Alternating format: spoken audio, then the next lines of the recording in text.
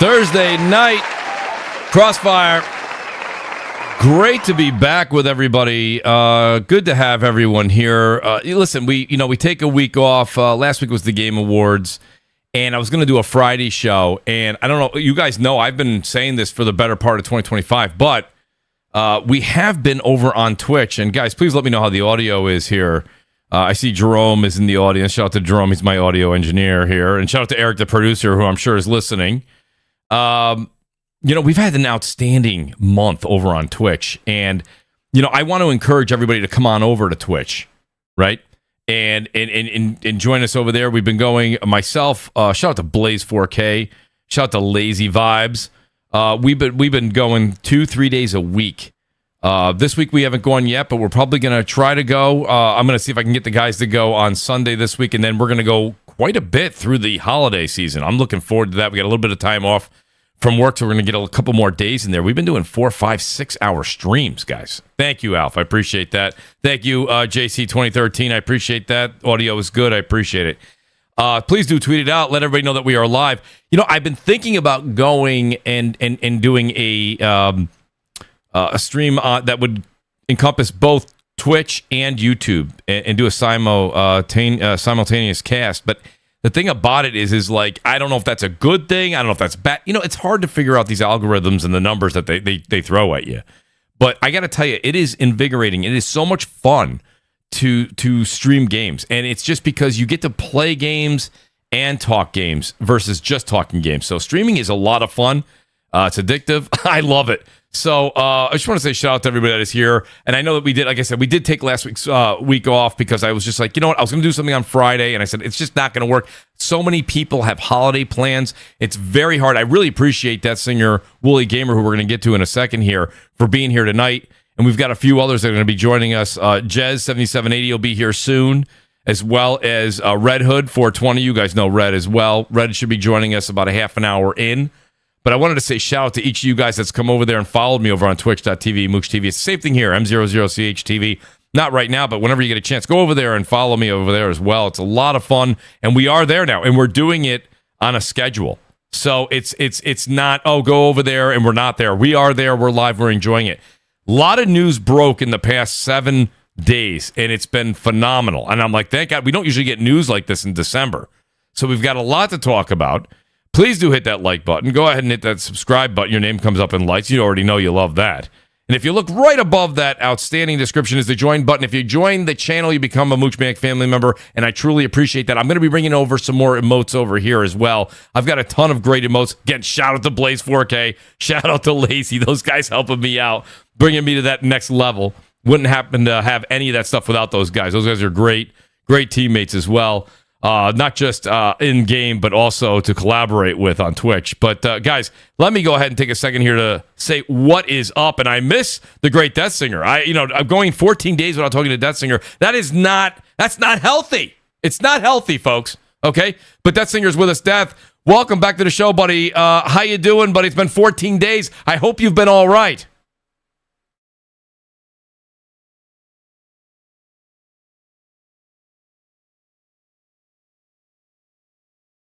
You know what? Let me take a look real quick, Death Singer. I have a feeling you're going to see people in the chat saying, I can't hear Death Singer. So for some reason, Discord's doing Discord, right? Is that what we always say? Discord's doing Discord things? That's right. It didn't. Hold on. You're in there now. Now you're going to be in there. Discord just decided for no reason at all to change the settings on the output. So Death Singer, go ahead and say something again. Let me make sure that you're loud and clear. All right, so you're good. That time of the year again. You are good, Death Singer. There we go. There we go. Okay. So as I was saying, yeah, it's the Steam annual sales started, so the best time of year to go get yourself some games on Steam. CD Keys and all them have their winter sales going as well, so it's a great time to shop around, see what you can pick up. Bunch of crazy good deals out there. So yeah. It's going to be a good show. Well, shout out to Firefighter Alf that's in the chat. He says, Mooch, I know you've been waiting to mooch a copy of Battlefield 6, which he's not wrong. But I just saw that the Steam sale, Battlefield 6, is now, I guess, $48. $48. That's not bad for Steam. It was $35 physical disc on PS5 and Xbox a couple of weeks ago. But here we are now, $48. They're really trying to throw that game out there. Is it? Hey, what's up, man? What is up, Jez? 7780, everybody. How you doing? Great to have you, Jez. I got double dip on that. Well, that's it, right? That's the same. So there's a lot of double dipping going on. I'm thinking Battlefield 6, and I'm also thinking double dipping on Arc Raiders because there's cross progression between PS5 or console, I should say, and PC. Well, I mean, Arc Raiders. I don't know if it's gonna be on sale, but like, if it's not, it is on sale. It is on Steam, but it's also worth checking between CD keys and that. CD keys got them going on right now. Because if you just want the normal Arc Raiders, it's like for me, it's £22 on CD keys, for example. Arc Raiders right now, which is ridiculously cheap. 20, just a little over 20 for Arc Raiders. I mean, that's a banger right there. Yeah, you really can't argue with that. It's very good. I mean, but the base game, let's not forget, it was only 40 quid. It wasn't a full price game, but yeah. True, very true, very true. Listen, 'tis the season, folks, right? I mean, this is the time a lot of people waited. They didn't buy games before. They're going to wait for the sale. They're on sale right now. I don't know if PlayStation and Xbox have started their digital sales at all. Well, you can actually get the Xbox versions on CD keys, shared CD keys, because they currently got Arc Raiders for the same price on Xbox. Well, shout out to CD keys, but let's also it's called Loaded now. In case people are looking. I'm still calling it that. I use GG.deals because that just spans all the different storefronts and it just tells you everything. It's Thing is, even PlayStation. The problem with GG deals is like sometimes if you're looking at there's some unreputable websites that it draws deals from. So. Oh yeah, no, I don't grab those. Yeah, I know. So you have to be careful with some of the websites because but it does do like Steam, Epic Store, like the EA Store, Amazon. It does do it does like CD. It does some of them. So yeah, that's what I use sometimes just to kind of check in every site. I know it's called Loaded, but Loaded is a stupid name. It'll always be CD keys. Yeah, well, exactly. Everybody's going to refer to it as its original name. Shout out to the great Jez7780 who's here. Jez, listen, buddy, I appreciate you making the show, buddy. You and as well as Wooly. I'm going to get to Wooly in a second. But Jez, you reached out. You're like, hey, man, I can make it. And I was like, oh, thank God. Because, this is a rough time of year, right? Next week's Christmas. And I'm not saying like Jez, you're a good example. You have a Monday podcast, right? Well, you have a Monday through Friday podcast, but you have a but Monday's the main show. Yeah, but Monday's the main show. So I could see you still going live on Monday, and I'm not telling you or your audience you are. I'm just saying to you, I can see that. But next Thursday is Christmas here, and then we've got a situation where we're not going to do that on Thursday. So probably taking next week off. Going to do a lot of Twitch streaming. I want to do a lot more game streaming over the holiday. News is probably going to be a little slow next week with the holidays, but we were blessed, Jez, blessed with some news this week. You don't usually get that in December, so we've got some stuff. But how you been, Jez? I've been good, man. Been good. I've been doing doing the podcast, and then definitely doing a lot, like you said, streaming more. I do my gaming grinds, and I've been doing a lot of retro ones too. Like I have this retro hard drive thing that I got last year, and it has like all games on it. So like I stream some of those, just go back to some classics and things like that. So been doing that as well. But yeah, I've been doing the Battlefield, playing some Arc Raiders, not as much. I'm doing definitely more Battlefield. And going through Ghost of Yote, just continuing that in the meantime. Same. Two are ones I've been doing. Ghost of Yote might be if there was an award category for slow burn of 2025, that's me. I've easily got over 40 hours in it, and I'm still kind of trucking along. But that's because I have that problem where I want to do every side quest. I want to do every single bounty. Anything that comes about, even if there's somebody you're passing by and they're like, help. I'm like, all right, well, I probably should check that out. They got that down, dude. They're like the ultimate distraction game, like from like where you want to go, and you just see these, hey, over here, hey, what's over here? And it's like, no, like, I just want to keep going, but you like it really is. They've done such a good job with the organic way of an open world of just trying to do side missions, points of interest.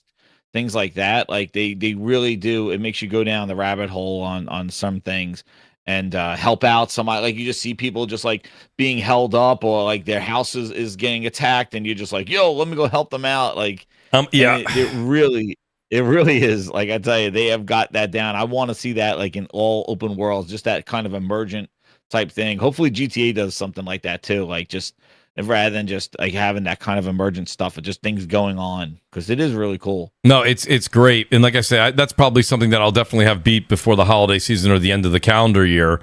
I see a few people saying you got to get the platinum. I will get the platinum. I get the platinum in Ghost of Tsushima, so I'm definitely going to get the platinum in this.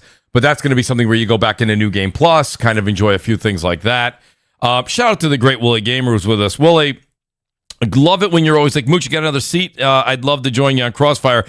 And the reason that meant even more than usual, and that's a lot because it means a lot from the get-go, is I really wanted to talk about what we're going to talk about in a minute, and that's Marathon. The reason I want to talk about Marathon mainly with you is I know how much you loved Arc Raiders. But before we get into that, Woolley, how you doing this evening? I'm good, man. And thanks for having me on. Happy to be here, especially Jazz. I've missed you, buddy. It's good to hear your voice, man. Yeah, me, Jazz, Kofi. Oh, they were good times, weren't they? On Salty's show. Yes, it was. That was great.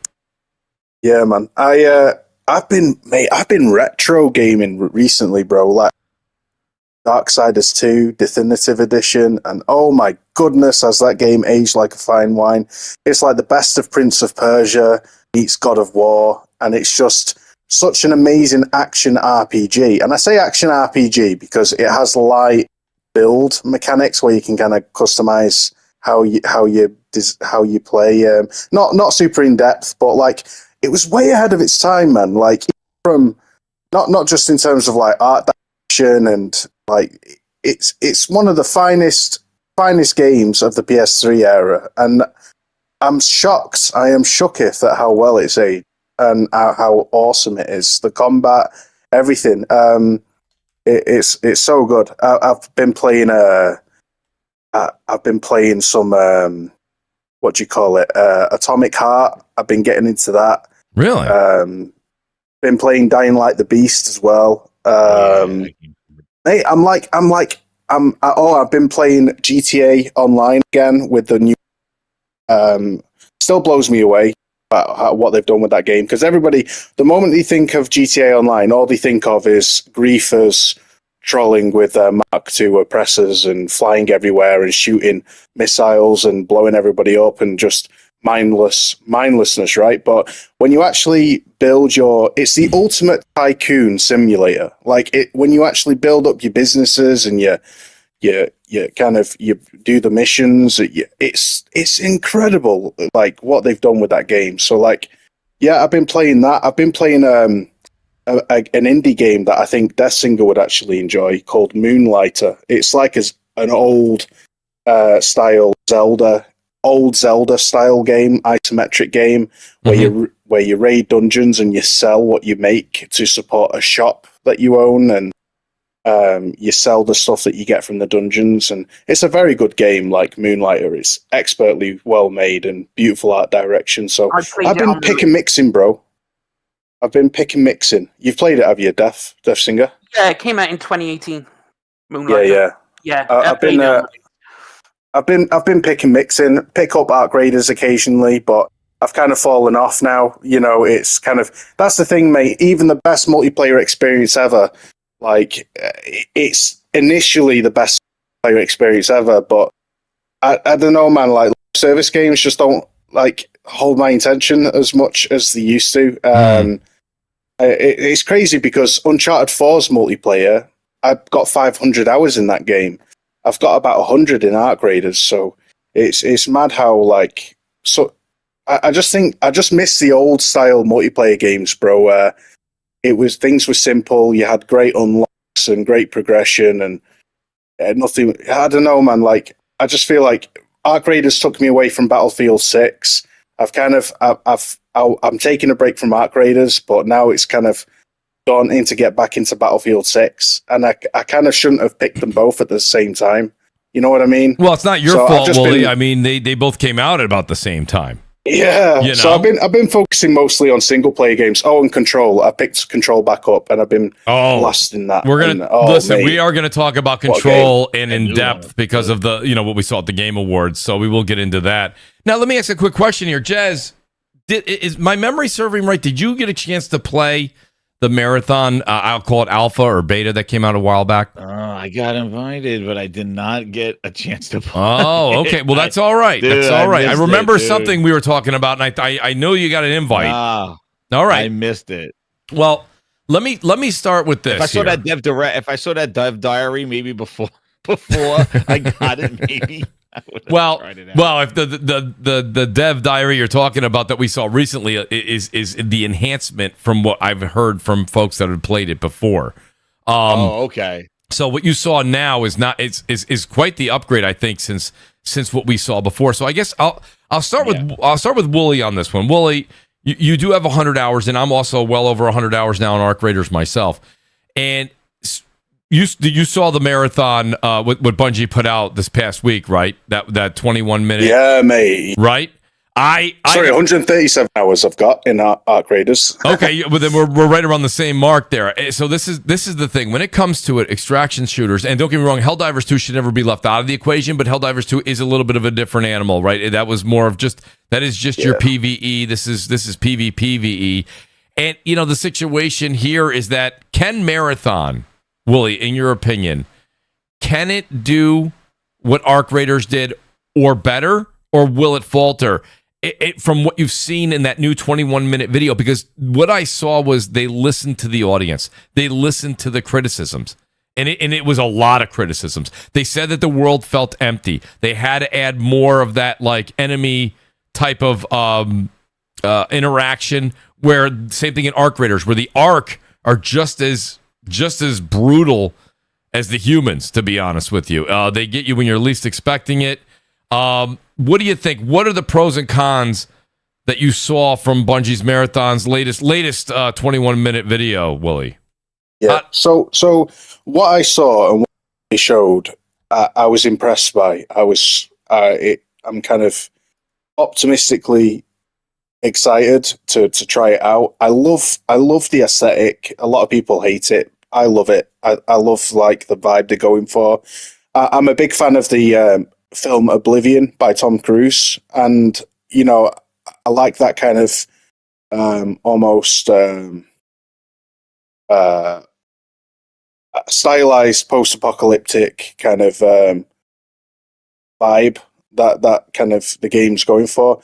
The thing is, bro, is that everybody's trying to pursue this lightning in the bottle, and I say this all the time. It falls down to the exact same thing. Even the most phenomenal kind of 2 months of pure, it's all everybody's talking about kind of success, it still dwindles. Look at Helldivers. Everybody now just has forgotten about it, when it was absolutely like it destroyed the internet, and it was incredible at the time of launch, and now like nobody really cares about it anymore. Arc Raiders, people are leaving, very, very quickly. Even though it's an incredible experience, there's only so much a live service game can do to hold your attention. The Fortnite is the exception to the rule, and it always will be. Like it is not. Devs are trying to pursue the live service model based on the success of the most successful IP in the live service genre, and you just cannot do that, like, because you're setting yourself up to fail. What I do think will happen, the same with Arc Raiders, is there will be a regular player base who still play the game and enjoy it, but the problem is will it be enough to warrant long-term support? And that's the kind of the be all and end all. I think if it blows up on, fortunately, we're in the day and age now where streamers kind of dictate the success of a game. Yeah. If it's blowing up on Twitch and YouTube, and you've got the Burn Peanut playing it and all that, then I reckon it could make a lot of money very quickly, do very well, and then a large number of people drop off. Just how much drop off, we will see, but it may result in Bungie either long-term supporting the game or choosing to kind of cash in, support the game to a certain point, and then move on to the next project. And kind of sunset the game relatively early and not drag it on as much as Destiny 2. And I think that's fine. Like I am all for, a game having great success for 6 months and then them going, okay, we're not going to milk this cow to the point where it's a skeleton. We want to get all of our experience. We'll continue to give update. We'll dedicate a smallish team to continue to, provide updates and support whilst we work on this project and bring out, an Arc Raiders 2, for example, or you make a good point, Wooly, when you said the whole it's hard to keep that audience there. Helldivers 2 ran into a couple of issues though, which kind of led to its early, I wouldn't use the word demise, that's a bit too strong, but it's early drop in attendance, if you will. They had that issue with the servers that lasted way too long. I know that they didn't think it was going to blow up like it did. I get it, and I get it. But honestly, at certain points in time, you have to say other teams have handled that situation better. They lost a lot of people and a lot of goodwill in that first 2-3 weeks where people were waiting in queues. They couldn't get in. And remember, that was a paid-for game. So it's like your patience is a lot less in that situation. I guess, Jez, you heard what Wooly was saying, and I agree with a lot of what he said. The thing about it, I do think Arc Raiders is still... It's not where... And again, I'm going by Twitch numbers. We probably should go to the great Death Singer, and Death Singer can tell us what the concurrent numbers are on Steam. That's one of the only numbers we really have for gamers playing the game that purchased the game, not just streamers or fans of Twitch viewing it. But you still have over 100,000 people watching Arc Raiders 2, or pardon me, Arc Raiders, and like that's the situation. You have people that it's under 5,000 sometimes for games like Helldivers 2.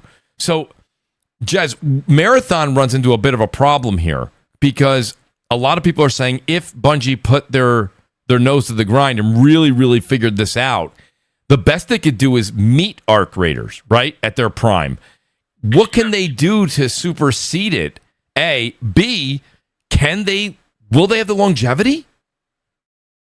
That I don't know. I even said that when I was watching the when I went over the trailer. I like what they're doing. It seems like very interesting what they're doing. Like they're listening. It definitely, they got rid of that film that was on it. Yes. Everything looks like it pops now a lot more than what it looked like before. Yep. And I do, I like the whole thing about the guns and then adding more and then really showing the environments and really explaining each of the maps and showing how they're going to be different weather effects and different things. And I think one of the biggest things that they added was the permit, like the death of the rotting corpses, like they'll just stay there. I love that. Just continue to loot them. Whereas I went back to when they first revealed it, they just turned into like this kind of Tron, like little cubes and just disintegrated. And now they kind of stay there. And then people could loot them. And as they get looted, they start turning into a pool of just blood. And I like that. I think that's a cool idea. I think it's a good strategy too, as you're going through the map and stuff and seeing like where a whole gunfight went down and a bunch of dead people there, things like that, like these kind of areas. So I think they're doing a lot. Like definitely got my interest into it. That definitely what they did with the trailer. Having a whole bunch of the first time I thought the reveal that they did with having the crowd there and the devs sitting on the couches with their legs crossed, cheering and who's playing and watching streamers play. I'm like, I check out. That's that. Tell me what I'm gonna play. I don't need I don't need all this other stuff, like the people cheering for them, and so I don't need all that. Right. That so that doesn't do anything. So I thought that was a bad reveal when they did that. But this dev doc that they did was good. Longevity wise, there's so much competition. We've seen how High God is getting treated, and nobody even played the game. But just because it was a reveal, it was that big end of Jeff Keighley, one more thing, free to play game. they're coming out with big claims saying they're the shooter of shooters, like we from the former people who worked on Titanfall and this, and coming up very boastfully when nobody played it, and people already crapping on the game, got bad dislikes and things like that. Yeah. Marathon had a similar reveal. Like it wasn't, people did not like it. So they're already fighting an uphill battle here, and with these free to play games, and this is not free to play too. It's a $40 thing. So that's another thing that's kind of giving it a little bit of the adaption rate of it is going to affect it, because it is a $40 game where there are other ones that are free to play. And these I tell you, these multiplayer games, like this new generation, I guess we called us the old folk, where we had an incredible campaign, a great campaign that helped us prepare for the multiplayer, and those days are over. Now it's just like, here's this multiplayer game, and these free to plays or service games or whatever they are, they really live or die on the community and the audience that they build. And if it comes out and people don't like it, and people just say it's dead on arrival, DOA, these games are going to suffer. And, are you going to be willing to drop money in battle passes and skins and stuff in a game that you don't know how many days is left in it? And who's jumping on for a little bit and may have a hot weekend and then jump off. One thing I'll say, about the difference with Helldivers is that Helldivers is one of those games that caught word of mouth, and like every weekend it got bigger and bigger. It almost got viral, and that's what you want with these kind of games. And that was viral with a $40 game too. You want that stuff, and I say that the way these devs really need to do these multiplayer games, service games, is kind of be low key about it. Let the audience discover it, and let them use word of mouth and build that virality to it. Don't come out saying, we're doing something different than everybody else. Come try us first. Loud and boastful turns people away. And people are like, you know what? I'm happy with what I'm playing. I don't need to check your game out. Yeah. So like, I really think, and that's what's happening to the High God stuff. But that's coming out in January. This marathon comes out in March. I do think Bungie, knowing them, the gunplay, the combat is going to be it's going to be incredible. We know that's what the hook with Destiny was. We know that's what they do with Halo. Yep. They got the gunplay down, and the more of that gunplay, I think that's the mechanics that I think a lot of other devs can't match. Bungie got that gameplay down. I'm so glad you say. Do you think Arc Raiders has actually will contribute to its success? Because Arc Raiders has warmed a lot of people up to the extraction shooter genre. You're right. Yes. So that too. Like, I do think it could work out as a boon. It could work out to their advantage, where people will go, okay, I've loved Arc Raiders. Here's another extraction shooter. Let's give it a shot. It's only 40 quid. Well, that's what I was gonna say. That's what I was gonna say. Let me piggyback off that real quick, because he said it with the added proximity, right? So the proximity, which is big, and Arc has really enhanced this. But the other thing I always ask you guys this, I've been asking this for a while, and it doesn't matter if it's just an extraction shooter. Like there's room for more than one type of game. If Marathon can separate itself, the one thing I have to say, and you guys know, look, there's footage right there. I mean, I play it way too often. I will always like Call of Duty. I'll always like Warzone. I like that twitchy, fast. I like the shooting mechanic, and I love what Bungie brings to that. That's what Jez just said. So I agree with that. Mm-hmm. Now you're going to get that in this game. I feel like, for me personally, I think that's kind of kick-ass. I like that. I think that there's room for this. If there's room for Fortnite to survive, and Warzone, and Battlefield RedSec, right? And there's other battle royales out there. PUBG is still out there and doing very well, I might add. People don't talk about it. People don't like that it's tactical. They don't like that it's actually, you know what I mean? It's not one of these. It's always not top 10 on Steam. Absolutely. Always. It's not Warzone. It's not going to be fast and Twitch shooter. You have to think about it. You have to actually. It's tactical. My point is. Wait, what Deathinger? I'll get to that. Deathinger, I'll pose the question to you. Do you think that there's room, if they separate enough with lore, okay, a slight difference in the way that they have the game mechanic, the different things that you have to do, the way that like Jez was saying that they showed in the video, when you now kill an opponent, okay, when you see the body there in full, you know that the killers are somewhere within the vicinity, because the body will start to rot. That's an interesting thing. Now, don't get me wrong. You can start looting a body that's rotted, and there's still people around. But it gives you a sense that that fight that happened there happened a while ago, at least when that individual, that team passed. So there's enough there with the lore and everything they're doing, and they're doing they're doing sci-fi and doing what Bungie does best, right? Where Arc is, of course, more of that, like, I'm not going to say real. It's more like, I don't know if you guys watch that show on Apple TV, Silo, or I believe it's called Silo. That movie was great. Right? It's a great show. Great show. Season 3, man. I right? can't wait. The idea behind it and going up to the world, it's slightly different. I'm not making an apples for apples comparison. But Destinger, where do you feel that what we're saying here is inaccurate? And I don't know if that was just because of what we were saying about PUBG or how you feel about Marathon. It was everything in that. The thing is, it's like, you have to be first and you have to be different. Do you have to be first? You have to be first and you have to be different. Think of Battle Royale, right? The big ones exist because they're all fundamentally different. Okay. Fortnite is arcadey with a lot of interesting collabs. They rely on a lot of skins, bring in the Simpsons, bring in icons. That's the selling point, right? It's a lot more arcadey, fun with the kids, whatever. Mm-hmm. But then COD is COD, right? It has its reputation, so of course a Battle Royale will always be popular. Apex Legends is a lot faster. There's wall jumping. It's essentially Titanfall combat in a Battle Royale. Everyone enjoys that, but it's fundamentally different combat to both Fortnite and Warzone. PUBG used to be popular, but now it's just full of cheaters and bots. There's a lot of... The numbers are always high, but I advise you not to go play that game because you're going to get headshot across the map from someone cheating. It's not a fun time right now to play that game. So it's popular, but it's just full of shitheads. Then you have... So all these games interact, and then you have Arc Raiders, which made extraction shooters more casual for the general gamer, right? Because Tarkov is mainstay on PC. If you're a PC-only player and you enjoy extraction shooters, you're probably already playing Tarkov anyway. But then you also have Rainbow Six Siege, which fulfills the same thing, which is a very, very popular game. So now you have these games that came out years and years ago, and then Arc Raiders was like, okay, well, let's make Tarkov, but let's make it actual, so more people can play it. So they did that.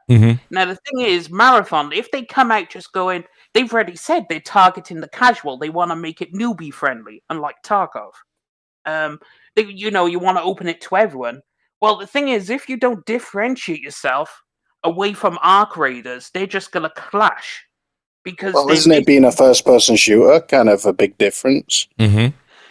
But you're still asking the same person, if someone's really enjoying Arc Raiders right now, how are you going to... What about builds? What about build customizability?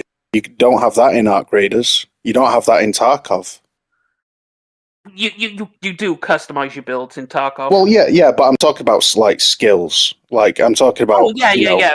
But that's I'm talking about reality more so. Yeah, I'm talking about strategic, tactical kind of skills. Like because Tarkov is based in reality, it's a milsim extraction shooter, whereas this isn't. And I would argue, Arc Raiders kind of it's borderline. It's borderline on the. It's going for milsim mechanics in certain areas in terms of the weight and feel of the weapons, the kind of hunt showdown. You have to think about what you do. But Marathon is setting itself apart here because you've got builds. I'm not praising it. I'm not praising it. I'm just saying there is I think from someone who's played Hunt Showdown, who's played Escape from Tarkov, who's played Arc Raiders, that there is enough differentiating this game from that. And Rainbow Six Siege can suck a fat one. It's not even an extraction shooter. It's just a completely... They threw balls to the wall and stopped being realistic with all these crazy characters, skins and stuff like that. It's just become another Call of Duty. But anyway... let me ask this... Go ahead, Detsinger. No, finish your thought. With Marathon... Like, a lot of people, shout out to the guys in the Discord, Strat is one of them. He actually got into the test of it. And the thing is, he said, why am I going to play this when I could be playing Arc Raiders? And bear in mind, there's the plagiarism controversy. Like, the general consensus around Marathon is they don't like this game. So it's on Bungie to prove them. Because, bear in mind, you also have a lot of salty people from Destiny. Because they ruined Destiny, then they kind of brought it back, they ruined it again. And that has been Bungie's MO recently, is they'll do something good, but then they'll shoot themselves in the foot. And then they'll do something good, and then they'll shoot themselves in the same foot again. And they'll just go back and forth, ping-ponging between this and that.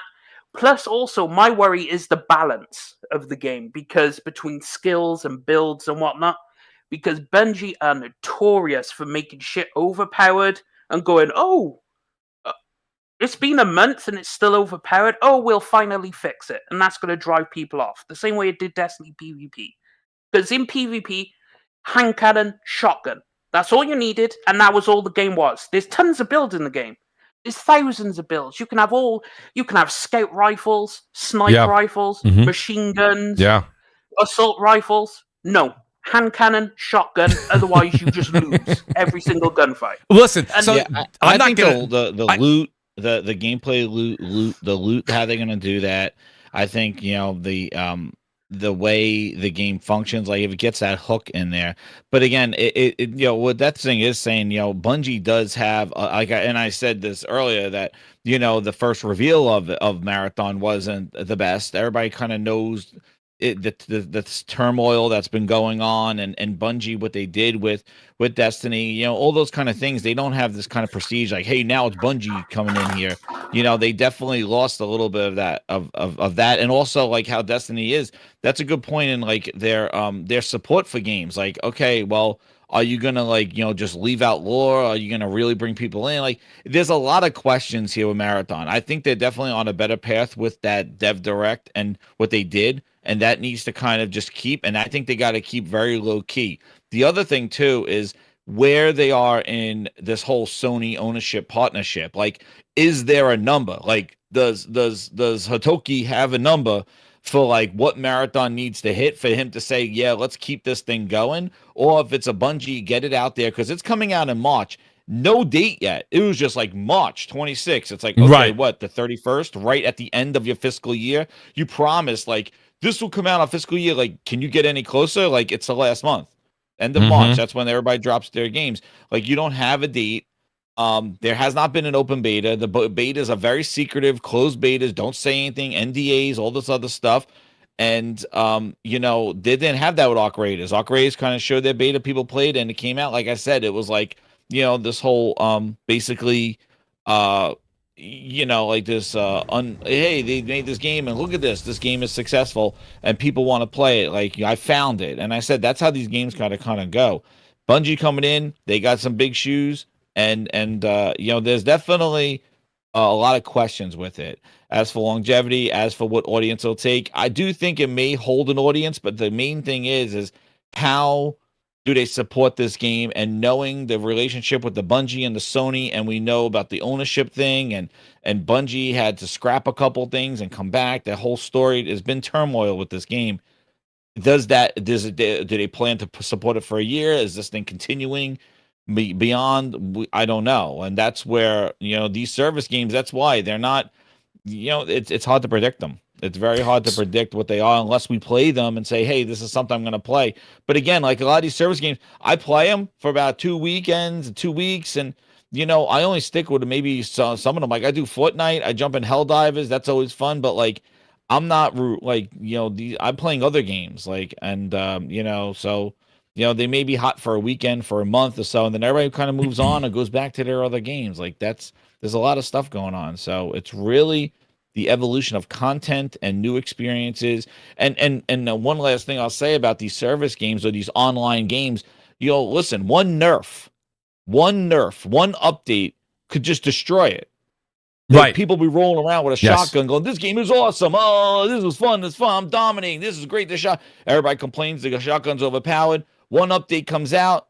Oh, they nerf this class. They nerf this hero. They nerf this thing. This game sucks. I'm not playing it anymore. Right. And that's how fickle these things are. And again, you can't satisfy everybody, but one update could lose it. People could be like, I'm checked out. I'll go back to my other game. That's all it really takes is one nerf or one buff in the wrong direction, balance. And you'll lose. You really will lose them. Shout out and thank you so much for the super chat. The OA 1988. I really appreciate that super chat, especially around the holidays. Thank you, OA.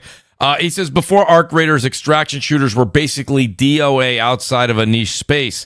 Arc Raiders became mainstream. A lot of folks that never played one before gave it a try. So I think I think it gave Marathon a lifeline. But it's up to Bungie to make the comeback.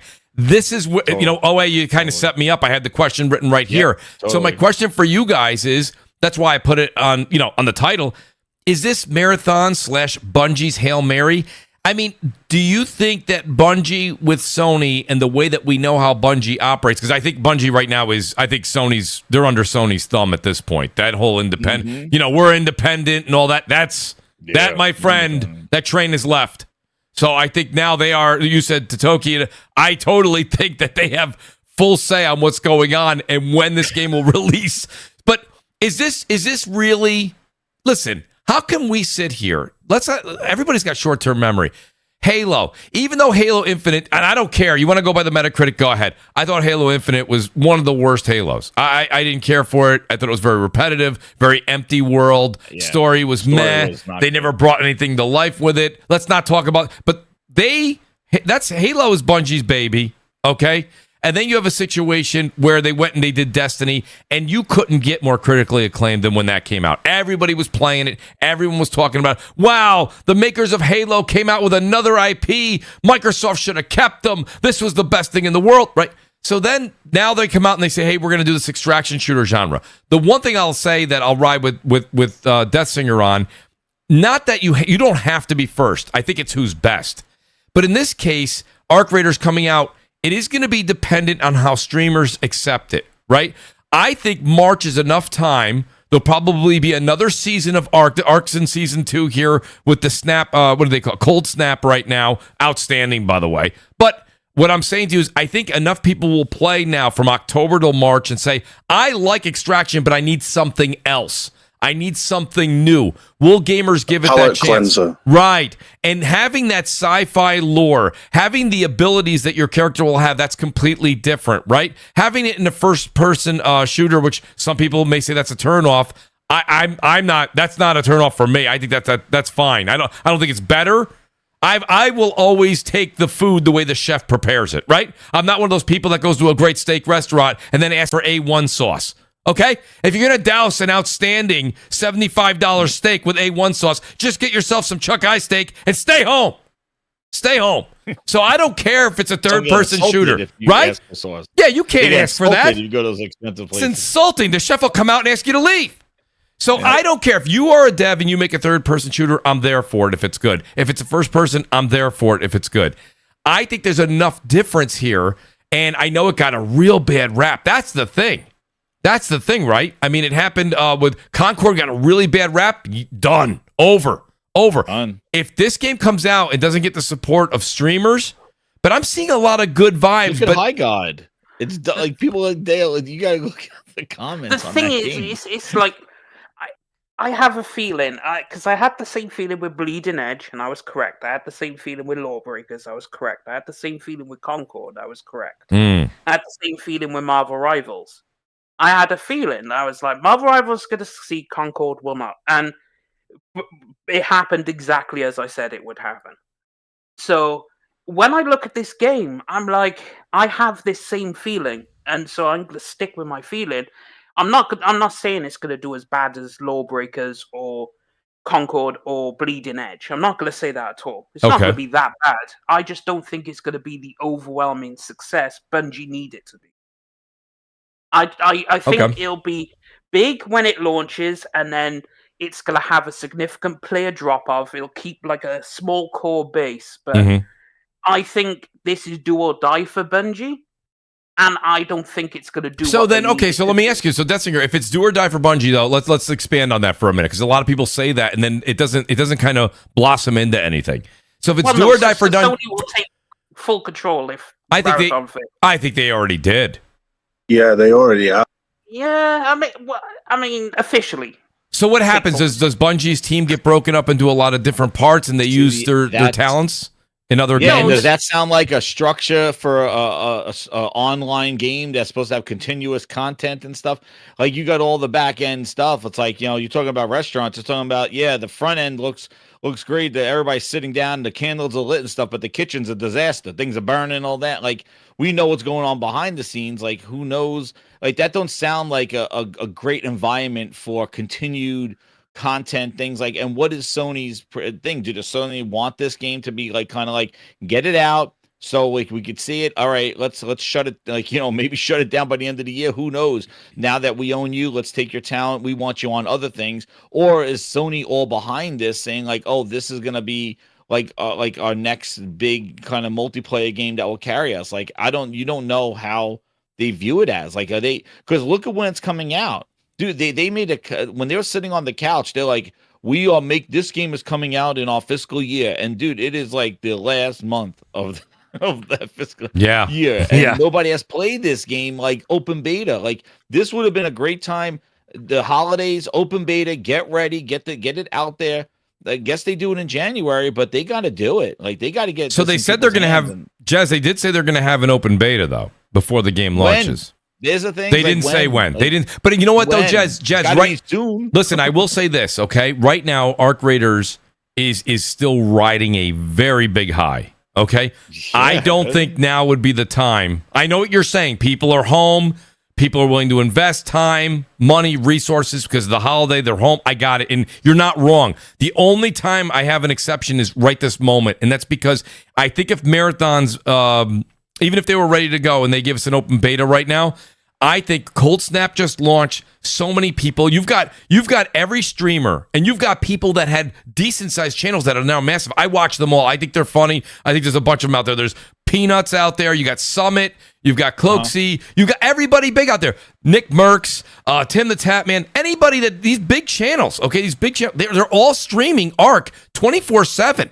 They'll even say, hey, join in tomorrow. We're going to actually jump over to another game. We've been doing Arc for 2 weeks straight. They go over to the other game, and the audience is like, play Arc, play Arc, play Arc, play Arc. They finally switch over. So now may not be the best time to pull some of those big streamers off of Arc when they are, listen, let's be honest, they're enjoying the game, but that game is also bringing tremendous success because there's so many different avenues of the game because of proxy, chat, and other things that are in there. There's so many great things. And I think that same thing can happen with Marathon, but I don't think now's the time. Jess, do you agree with that, or you say no? Well, I'm standing January on, is that High God game. I don't know what that's going to do, but I think no. I say get it out there. You know what? The audience will determine what the streamers are going to stream. Yeah. So if that game gets out there and it plays well and everybody's like, yo, this is going to be great. You got to get it out there for people to play and get their feet. Like, you got these people in closed betas and stuff. Yeah. And it makes me feel that the game is still under construction. Like, that video, is that what they want to do? Or and I wish I played the beta over the weekend and see the video and watch what I played, and then I could be like, oh, hey, you know what? Like, yeah, this game is not to what they're saying it's going to be. This is what they want to do. And I just feel like if you're not getting this thing out in people's hands yet, or the beta, it's, like that Arc Raiders beta was out for months. Like, what, a couple of months before the Arc Raiders beta thing went out there? Like, Arc Raiders beta, I believe, was active in October. Was it? No, wait, pardon me. Was it Willie, you remember? You played the hell out of that. When was the beta? Man. Was it September, October? I was in that bad boy. It was, I think it was August was the first one. Yeah, I thought it was summer. Okay, then it was summer. Listen, it was July or August was the first. What was the other big? Test. There was two big betas that came out. There was Arc that came out. I was on vacation for that when I missed that one, and then there was another big one that came out in. It was the Battlefield one came out in, I think, October before it released, a few weeks before. Did it not? Yeah, it was October 17th one. That was their Server Slam. Okay. Yeah. Okay. Yeah. So the test before the Server Slam was July. I was on vacation. I remember. So was I. I was actually out in Denver watching the Giants game. That was the epic Giants loss. Let's not talk about it, Mooch. Oh, okay. Damn, who's talking about the Giants? Let's not talk. Hey, they are a disaster. Sports. Dude, I don't know what's going on with them. Ultimately, Mooch. I do feel like a game's success is no longer bound to its merits, because look at perfect example is the game that Deathsinger mentioned earlier, Lawbreakers. Like, there was nothing particularly bad about the game. Mhm. It was a very, very good-looking, polished arena shooter. But everybody hated on it because of what the guy who made it was saying, and on top of that, it was competing against Overwatch, and like people love to hate, and look at Concord, like it was dead before Arrival. We bought it. People said it was trash, but they hadn't played it to say it's trash. They just looked at the characters and the character design and said it's trash. But me, J-Dub, J Barry, we had such an insane time. Some of the best 40 to 50 hours I've spent. Solid Marley, all these friends off Twitter and other places.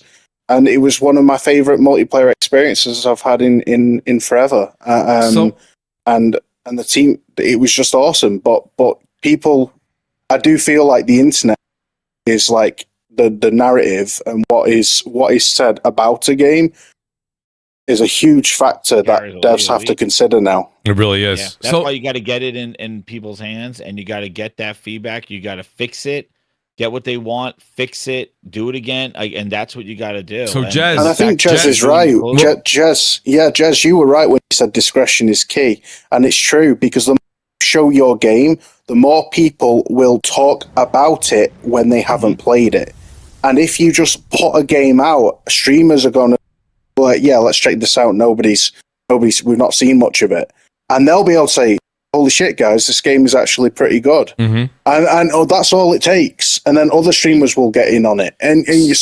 But now people will look at a game, like look at the last game that was shown at the Game Awards. I can't even remember. High Guard.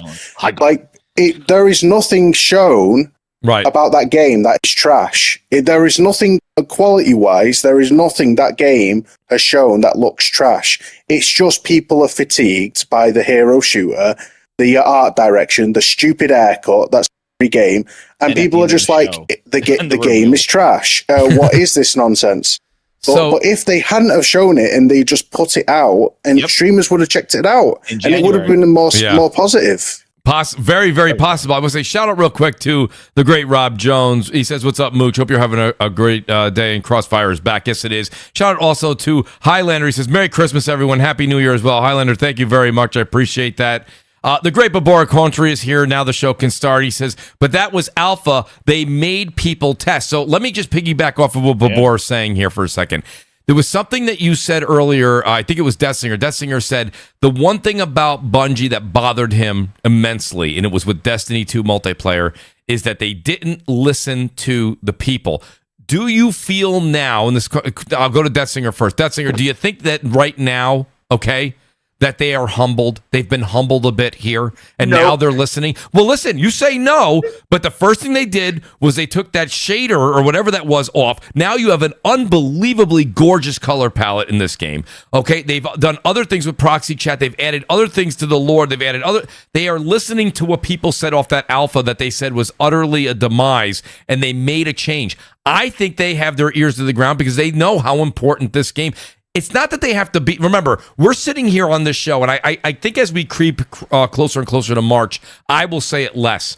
I would like to stop making the comparison to Ark. We're making that now because we're talking extraction shooters. But when we're talking about PUBG, remember, you said first, Dessinger. PUBG came out first. Then Fortnite came out and destroyed PUBG, right? Numbers and everything. They made it better. And how'd they do that? They did it with their own way. They did a building mechanic in there. If I told you this stuff or you saw Fortnite for the first time jumping around, you'd be like, this is crazy. That's for kids. I'm not going to play. Right? Then it comes out and it's the greatest thing since sliced bread. So I don't think we're going to be making the comparisons forever, but we probably will be for the next 3 months because right now we say extraction shooter, people say Ark Raiders, right? And that's rightfully so. So, Dessinger, you don't think they're humbled at all? You don't think they're listening at all? No, right, check this out, right? Stasis was released in 2020. All right. All the big streamers, Kakis HD, all the big streamers were like, this shit is completely busted. And they actually went to the Bungie meetups to talk to the devs at the HQ, right? They told them this shit is busted, all the big streamers. Please nerf it. Do something about it. It took them 7 months to do something about it. 7 months. It took you that long.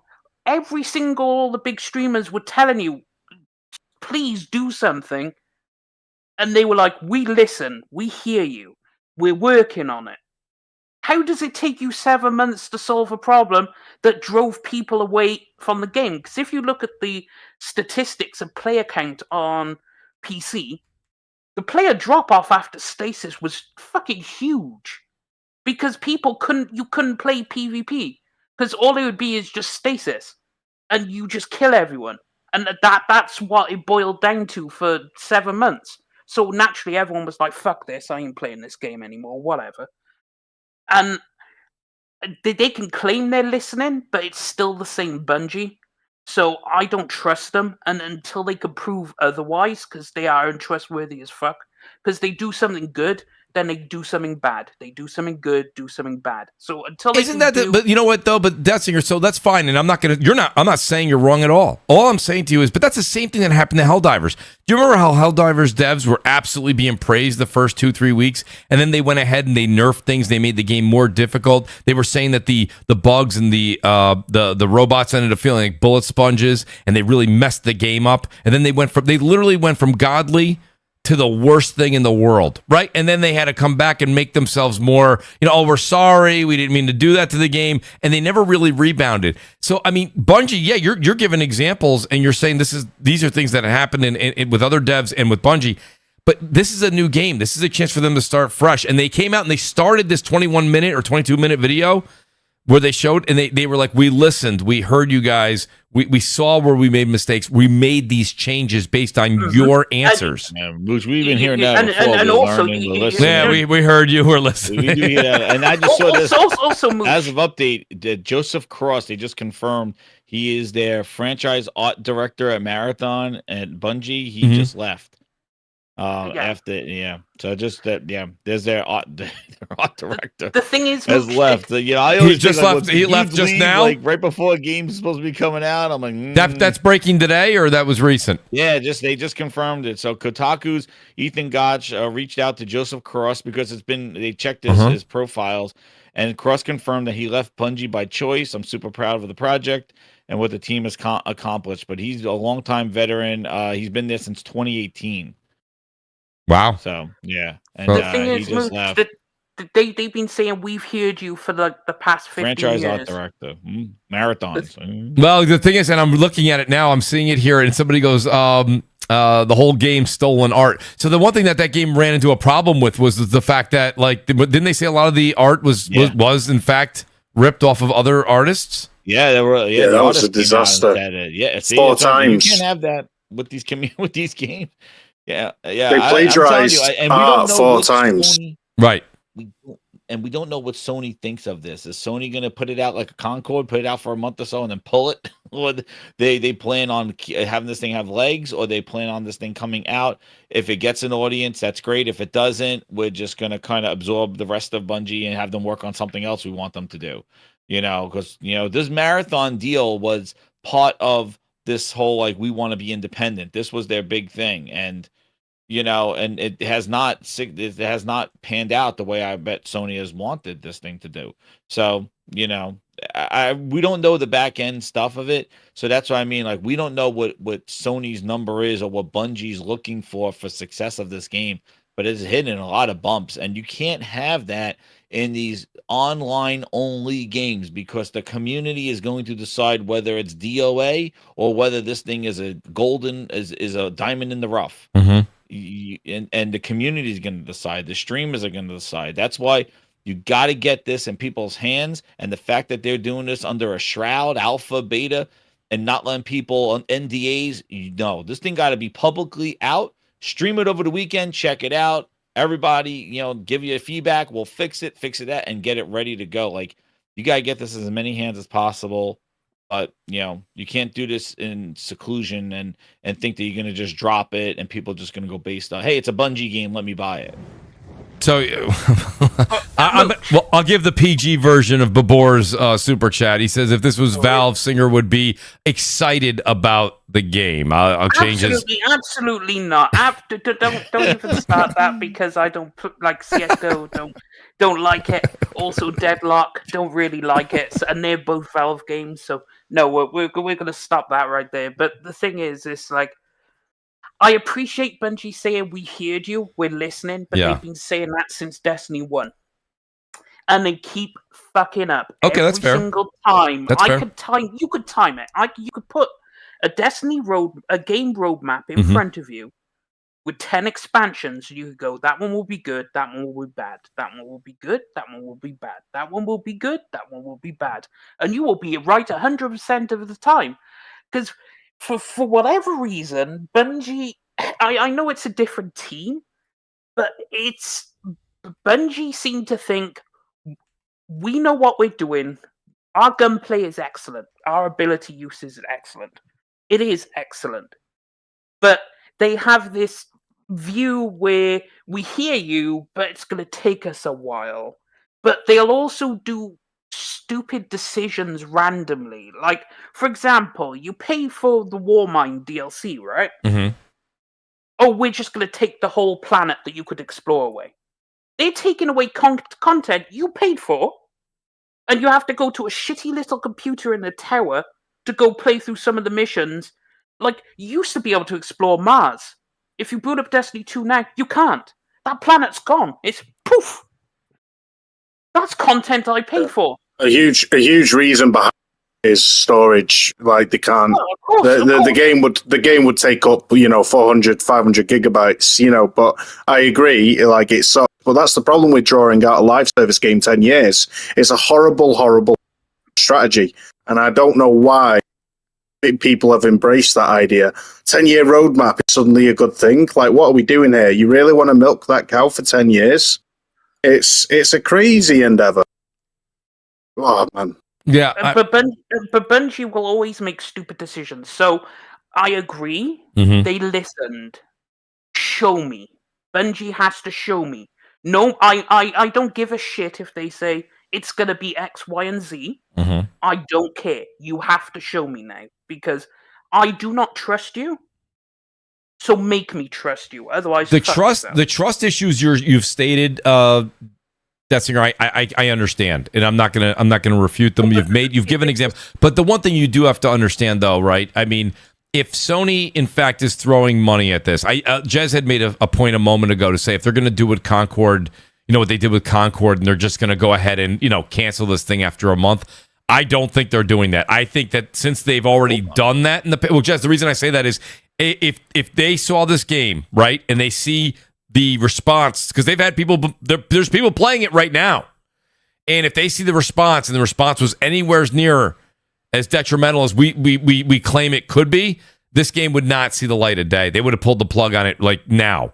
The other thing is when you see the art director go, the art director was this gentleman also the one that was under fire for the situation of missing for I don't claiming other art or part of it. He did say he left on his own. So, listen, there's very few times we've all had our ears to the ground listening to gaming news. Is very few times we see an article that say so and so was fired, right? They always come out and they I'd like to just say that I'm very proud of the work that I've done and with the team, and that sometimes you're let go, and that's just kind of like how they let you do an honorable discharge, right? So it's just stacked. I don't know. I'm stacked against them. Absolutely. You don't need to be seeing that. You just need your dev doc. You don't need these kind of things because again, you're fighting an uphill battle. Your Bungie, again, you have a lot of things against them. And again, I don't know how Sony is gonna what their plan is with this game. I don't know. I don't know. They're not. Sony's not well versed in service-based games, and their focus on that seemed to be, we'll pull back a little bit on those. So who knows what this is, and we don't know what's going on with fair games.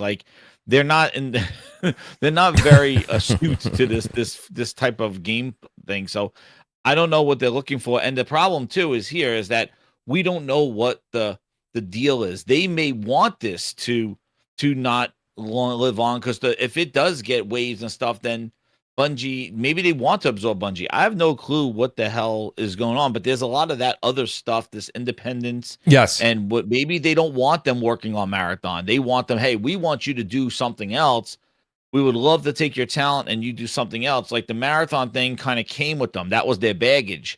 That's what they were working on. That was kind of like their deal. Like, oh, well, we'll release a Marathon on everything, Sony. You want to buy us, but we're going to stay independent, and Marathon is going to be the thing that keeps us independent. And who knows if that's what Sony wants. Sony may say, you know what I want? Nice. I want Sony to tell them to go and support Naughty Dog and bring Factions 2 out.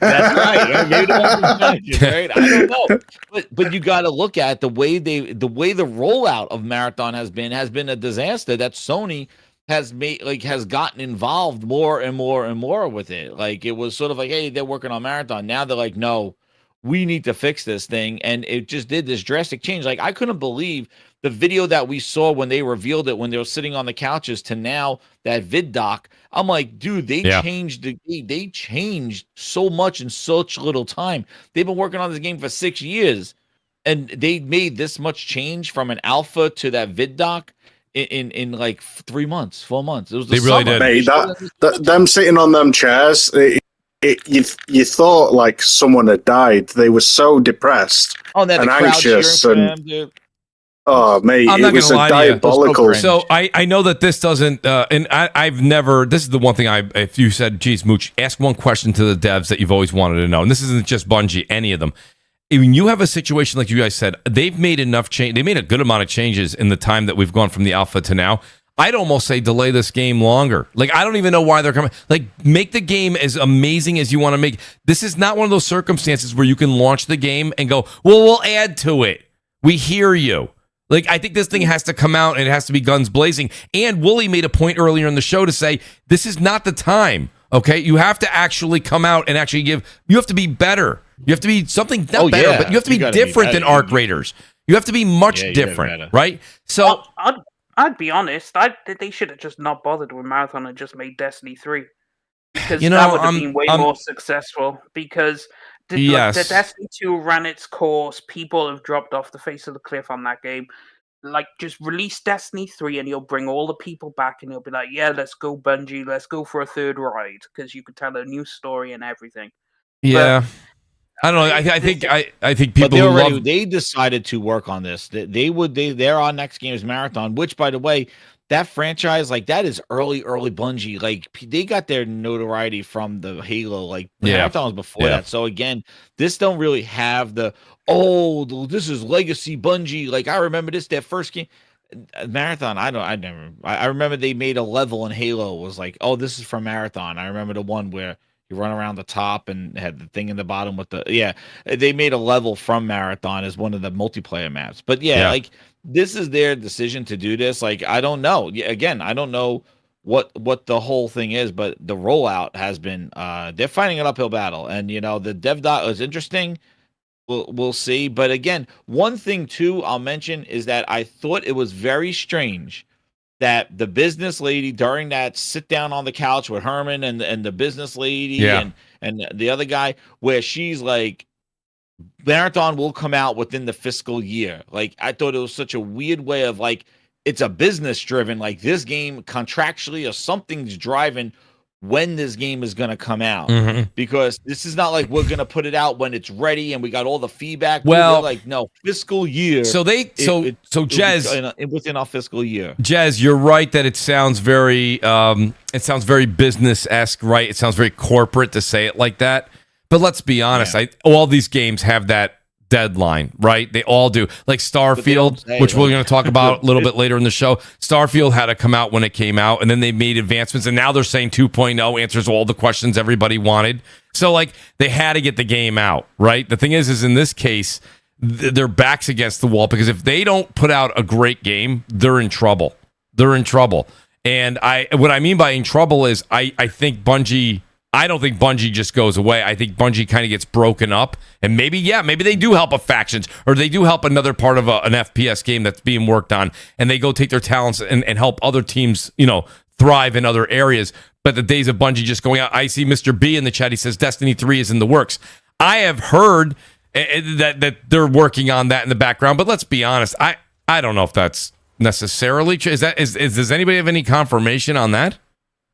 I mean, there was rumors that they're working on it, and they absolutely should, because they need to, like, take the lessons from Destiny 2 and put them into Destiny 3. Need a whole new engine for that, too, by the way. We need a new look, new feel. They need a new engine, but they can also tell, like, a brand new story in the Destiny universe. Like, there's tons of story to be had, because they fleshed it out really nicely. Yeah, but do you think today's audience is going to want to meet up for strikes and meet up for dailies and do all that again, because that's going to be there. You know, Destiny 3. It's Destiny 3. You can't be like, come on, Mooch. They're not going to do that. They are. I don't know if you're going to get that crew to show up again and be like, hold on, I'll meet up with you guys in a minute in that game. I got to go do my dailies. I mean, the thing is, they can, because there's still a large majority of people who got soured on Destiny 2. If they actually Bungie improved in themselves, and they released the Destiny 3, those people, including me, would come back to it, because it's like, okay, you know, you proved yourself that, okay, you can actually do good, so we're willing to come back. Bear in mind, Destiny 2 still has a lot of players anyway, so I mean, it would, and also Destiny is a known name, obviously. You know, if Destiny 3 comes up, people are like, okay, yeah, I'll try it out. Right. Sure. Right. So I think it has the brand recognition now. Everyone knows what Destiny is. So I think it's arguably bigger than Mass Effect, if not. No, well, it is. It's in terms of brand recognition. It would have been better if making a marathon in the Destiny world, Destiny Extraction. Mm-hmm. Yeah, and people will meet up for dailies, because it's like where wins meet. You have dailies, you have weeklies, you have raids, you have dungeons, you have in a lot of games they have this daily, because they need to keep people playing daily. Right. So you need a reason, and then you need like a guild or a clan or something to go raid. Exactly. Yes. So shout out to the OA. He says Bungie has not worked seriously on Destiny 3 yet. If they pivot now, D3 won't come out for at least 3 to 4 years. They can't afford so much time. Yeah, I think that that would be that's PS6. You know, you're probably into the middle of that life cycle, if anything else. So I'm not sure. I think they really want to focus on this here. I'll switch subjects, and if you guys do want to come back to some Destiny, Destiny like that, come back to some marathon talk in a moment. We can come back. You know what, Detzinger, I'm going to you. This is one of your topics, and I'm actually going to put it here. I don't want to spend too much time on it, because I don't know how much there really is to talk about it, but it's got, you know, X all up in a tizzy today. Is AI really that bad for pre-production concept storyboards, concept art? And like you had said earlier, Expedition 33 and others have used it in certain essence. And the reason it's being brought up is, and I have the article here, Larian CEO clarifies, studio is, in quotes, not replacing concept artists with AI. I think they're using certain things for ideas to build off of, but they're not, as a matter of fact, I think one of the people that works at Larian said that they're actually hiring more artists. So it was the CEO. Because the thing about this is everyone's up in arms about it. And it's like Expedition 33 did the same thing, but no one had a peep. But ever since Larian announced it on Front Street. And my response to these people was, the thing is, if you're like, I'm not buying this game because they're using AI, right?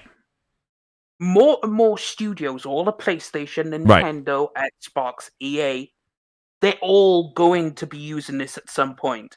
So you either quit gaming and find yourself a new hobby, because if you refuse to buy a game that uses this Gen AI, all the games will be using it at some point. So you either quit gaming, or you just get over yourself and realize that, like, some of the artists, one of the well-known artists at Larian said he uses Gen AI at the initial stage of a game to get ideas for himself so he can draw art. So he's like, if the world is a dark fantasy and you're like, well, what does a rundown castle look like in this dark fantasy world? Let me run some ideas, and it could draw up some ideas, And then you could be like, okay, I kind of dig the look of that. Let me change this. Let me change that. Yeah. And I do the art myself. So it helps you conceptualize. So you don't have to sit. Because as he said, they have to troll other games and Google images for ideas, right? So instead of putting all this extra work, having to go through pages of Google images and shit to find ideas or go play other games so they can get some ideas, why not just help that person out and just let them use AI to generate the concept in their mind, and then they can adjust it to what they need? So that's what the CEO of Larian said. It's going to help make games quicker because the people who do the storyboarding and the concept art, they don't have to do all this extra legwork. They could just sit there at their computer and go, I have an idea.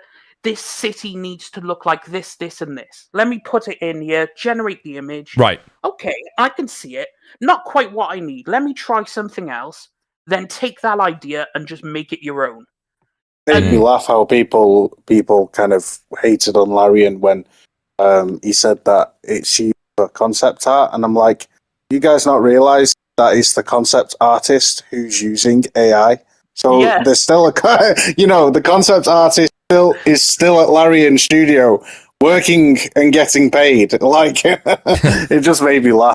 And they're hiring more of them. And I'm big on AI making the workflow quicker, because guess what? Games won't take as long to come out. That's a win for everyone. Right. You won't have 7-year dev cycles, because the concept and storyboarding could be done by AI, and then the artist can just get on with business as usual. Like, that's gotta help out massively, especially for budgets, because if you don't have to work as long on the game, it won't cost as much. So, I mean, it's benefits all around, and the outrage was hilarious, especially when everyone was having a go at Larian. When it came out, Expedition 33 did it, but no one said anything. It won Game of the Year. Right. Sweep the awards. Oh, wait. And actually, they accidentally left some AI in the game. They accidentally left some in there. You know what's interesting? And that's no one mentioned it. That's good on you for bringing it up. And shout out to the great Red Hood 420 who joined us. Red, great to have you here, buddy. I know you didn't even get a chance to rest. Red goes right from work to podcasting. What an absolute podcasting athlete he is. Red Hood, great to have you with us, buddy. I got to ask Red this. Red, we're talking about the whole AI thing that's been going on, right? And of course, Larian's getting the latest amount of heat right now. But realistically, so many people right now, and I even think people that are complaining use ChatGPT for reports, right? They take notes, they put them in there and say, ChatGPT, write me up a report on this. Write me up a presentation on this. Get me something on this. And then they hear this from Larian, and they're just getting ideas, moving along. They're not firing people. People haven't lost their jobs. People might say, Mooch, that's the next progression, right? But Red, where are you on the AI stuff? A lot of people are using ChatGPT, all forms of different AI out there in their related workforce, but then it's not okay here for some conceptual art or some ideas to be driven from what may come from idea. You say, let's put words on paper and let's have those words turn into something. If you could actually have a visual, sometimes that helps an artist to gain some traction on what you're trying to do as maybe a creative director, if you would. Red, where are you on this? So I could definitely attest that other job fields definitely use AI. Absolutely. Now, they're not like replacing other people's jobs. I could tell you in terms of accounting, like where I work, people do use AI in terms of making sure everything's like okay and what they're doing is correct and all that. Right. And it's kind of similar to like the gaming landscape where, hey, sometimes you might need ideas or sometimes something needs to be tightened up more. Now, like, of course, it would be a problem if, like, you had ChatGPT write up a story and it comes out like Black Ops 7 story. That's where I'm like, okay, definitely should not do that, right? Mm-hmm. And that I honestly think everyone's just very overreactive when it comes to AI because they think it's going to replace like ChatGPT is going to make or Grok is going to make full-fledged video games and it's not going to be good. And basically, they're just using it to assist themselves, to speed up developments. I don't have a problem with that. Like, whatsoever. I only have a problem if they like have AI like write up actual full blown scripts of video games and all that. Yeah. I think it's just blown out of proportion. It's overreactive. I think everyone just needs to take like a couple like feet back and just be like, okay, I see what this guy from Larian is saying. Because honestly, Larian made good video games, and I guarantee you, if it didn't even come out, and Divinity comes out, and it's like another Game of the Year contender, if not Game of the Year that year comes out, no one's gonna care. You know, it's funny because I think I've always said this. You know, the market will dictate whether something's successful or not. I see Aaron. Aaron doesn't like the conversation here. Aaron is anti-AI. Aaron, listen, I got news for you. If you've got a smartphone, there's probably some AI going on your smartphone right now, my friend. The other thing I would say to you is that if AI was to generate a story and that game and that story sucked, listen, we just went through how the human element within Bungie has had its errors, its falters, what they did right, what they did wrong in Destiny, what they did right, what they've done wrong thus far in the alpha, and what we're going to soon see in the beta of Marathon. If people speak on what they think, if the AI sucks, they're going to suck. The game's going to suck, right? So it's people aren't going to like it, and then you revert back to what worked, which was the human element, and they'll take all of that other stuff out. Jez, what do you think when it comes down to it, Jez? I mean, where are you on this AI? Like I said, it's a very interesting subject. It really is, but it's at such the beginning stage of things right now. I think the reason I question so many people having a hard time with it is the same people questioning it use it at work. They're using it for dictation, things like that, blah, blah, blah. AI, create a lot of thumbnails you see. And I shouldn't say thumbnails, but things you see on social media are all AI, and people are always liking that picture and laughing at what it's created. That's my only thing. So, Jez, what do you think about AI? I mean, it's very early in its stages, but it is a certain thing that you have to say it could get dangerous in the future. I'm not saying that people thinking it will remove people in certain elements and certain aspects is wrong. I'm not saying that. But are we going too far right now? I think it's a great tool. To get answers as a big glorified search engine to make funny pitches, to kind of do just like I casual things and things like that, and to help out formulate emails, put your tone in, change the tone, like a big glorified spell check and grammar check. In its game implementation, like if they're going to use it as ways to as tools for their game, for their vision, like I'm not against it at all. I think where it's come up a couple of times is where the that was my internet. You guys still there? No, we hear you, buddy. Okay, yeah, my internet went out. I don't know what happened.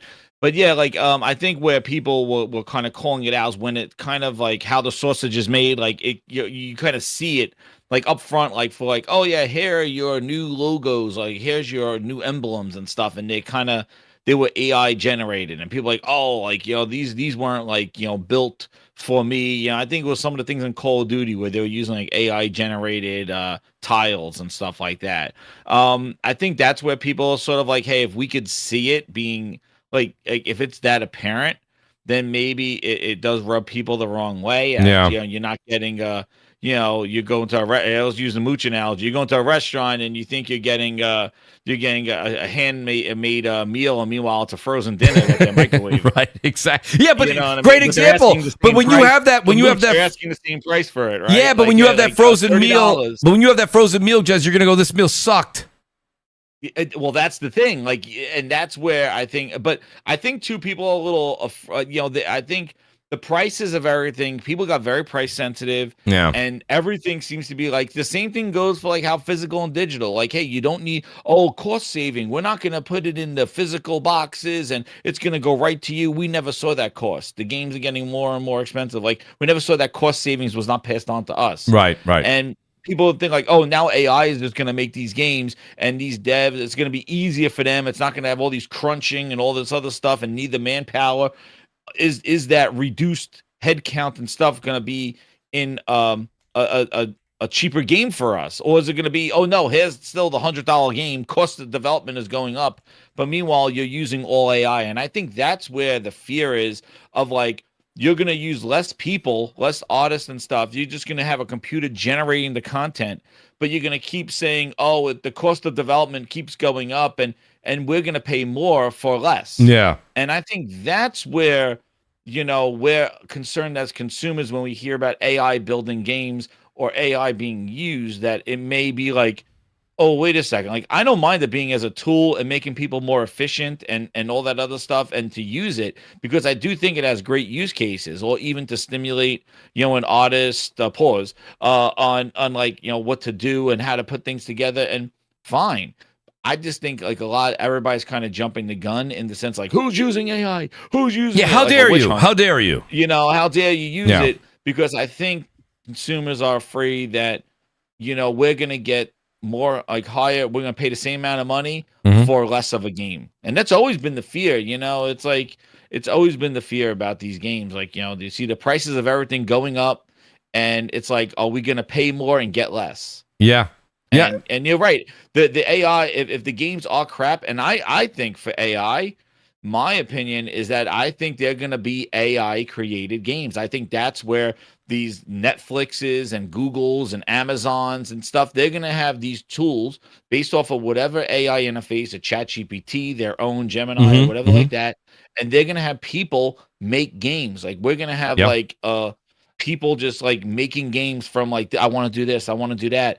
And we're going to have a bunch of AI. There's going to be a lot of games. And I feel like it's all going to be done just like people's ideas. Like, people, I always wanted to make this. Well, let me do it. And we may find some gems, but there's going to be a lot of stuff to fiddle through. But I do think that's where it is. And also, I think that puts even more pressure for game developers to make a better game to stand above the noise of AI created games and things like that. If they're just going to be AI, like there's going to be like a sort of like an indie, and then there's going to be like AI indie. Like, there's going to be like a new level, I think, of gaming. Like AI, indie, and then like we're going to go up the chain. Another category. Keely just wrote that down when you said it, Jez. Best AI created game. Oh, yeah. He'll Best love that AI one. created game goes to... who's going to present that award? Hey, Mooch. Yes. I have to channel my inner Luca. Okay, please do. Reading comprehension's a bitch, right? Because the CEO... I was just going to read it. Go ahead. Do you have it in front of you? Oh, hold on. No. I was just going to... I wasn't going to directly quote... I was just going to quote it. Go ahead and quote it. I have it ready. Larian Studio CEO Sven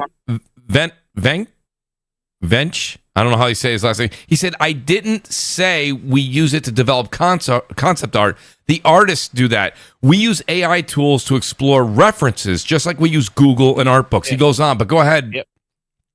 Yeah, exactly. As he said, they're hiring even more artists. Yes. He said in his tweet, we're hiring more artists. We're keeping all our artists. We're just using it as a tool to help our artists do the storyboarding and the concept and references, instead of spending 20 hours trawling through Google trying to find reference images, or playing through a video game to find references.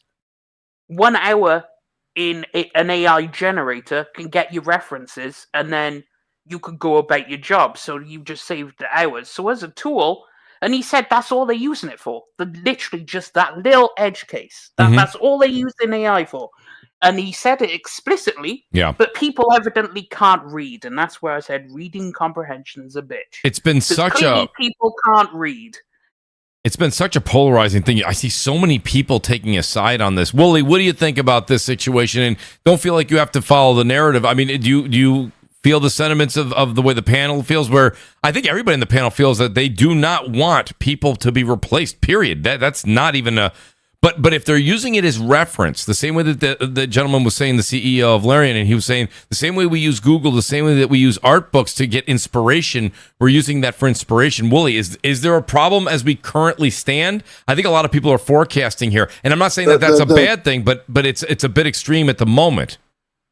I think the pushback is due to this fear of exploitation. And let's be honest here, there are so many companies that have been exploiting since time's beginning. You know, you've got the Blizzards, and the Rockstars. You know, the huge corpos that in the gaming industry that have been notorious for exploiting, and they will always exploit. They'll use AI to exploit.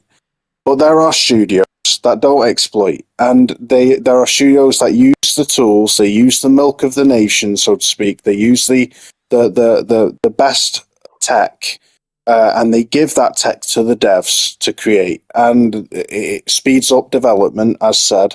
And people might think, well, if it speeds up development, they're employed for less. Well, think about it, you donut. They get they reap the reward sooner, and they're onto the project sooner. The turnover is quicker, and they will be hired for the next project. So, you know, like the games will be pushed out to sell faster. So I think that the only fear with AI, the bigger problem with AI, isn't those that choose to use it to exploit. I think the problem is if it speeds up development so fast in an already saturated market, we're going to keep getting more and more games releasing at a faster cadence, which we can't buy because the market, you know, is too small for the amount of games releasing as it is. Like it's cutthroat. So you want to speed up development, and I understand, but you really, you know, you got to keep budgets low. You know, I guess AI helps with that, but at the same time, like, we're in a saturated market. There are so many things impacting game development. AI is... See, to me, you know, Wooly, you just sparked a thought. I just have to say it before I forget, because it's credit to what you're saying. Is right now AI to me is so, everything I'm seeing is generic. You see the cartoons. I understand that they could take people's words and say, hey, create this for me, right? But the cartoons themselves are just bubble drawings. They don't look great. You can tell it's AI. Yeah. And then even when it's the realism, right? You know, you see all the realism bots that are out there on X. Stupid, bro. Right? You look at it, and even though it looks now they're real, like it's people. But you go, oh, that's AI. Oh, that's AI. Yeah, the bigger issue with AI is manipulating information with it. Like that's going to be the how the government uses it. That's the scariest thing. Using it in game development is just like using a very, very, very powerful tool and a useful tool. Like it's like when Photoshop was first introduced. You know, there's always going to be advances in tech, but I think so many things other than AI that are impacting development potentially negatively. The oversaturated market, you know, the kind of the what do you call it? The recession, you know, like it's just one of many things. But I do think that if it can be used in a creative way, then games can improve in quality. You know, like it can. Look at the pushback against Arc Raiders. It was so silly. Like people they used AI voice act for voices. It's like you absolute tool. Like, do you not know that 20 lines of dialogue in that game? Like, what are they going to do? I saw a stupid tweet the other day. But they even said that they paid the people. They paid people too for voice acting in Arc. I thought they came out and made that statement that voice actors were paid. I thought. Yeah, I'm sure they probably paid to use the AI as well. But think about how stupid it is when you know, I saw a tweet just the other day saying now that Arc Raiders has made loads of money, they should rehire real voice actors to redo the lines of dialogue for the game, right? And pay them. And I'm like, I'm sorry. Do you go to an interview and go, you owe me this job? Like, what are we doing here? Like, why is it when dialogue is not the main factor in the game? Like, it is such a small part of the game. It's pretty much a non-issue with just 20 lines of dialogue. Like it's Here's not the going other- to. It's not exactly uncharted. Here's the other thing, though, Wooly, that we have to kind of put into perspective, and I know a lot of people don't like to hear this, but like, if we want to critique the use of AI and say that what you've done with AI has made your developing team worse because you're using the AI instead of the human element, that I'm behind. But we are upset and obsessed with being upset with AI when you have Microsoft, Apple, Google. Every big corporation is not only using AI, but they push their employees to use AI. That's millions of people working around the world using AI and like you said, governments are using it. Like it's just not something in gaming. It's I hate to use the word inevitable, right? But it seems like that's the natural progression of where not gaming, but society's going, right? Everyone you know has it on their phone. And yes, a lot of people are right now using it for memes and having fun. But but my point being is that eventually it will be used for other tools.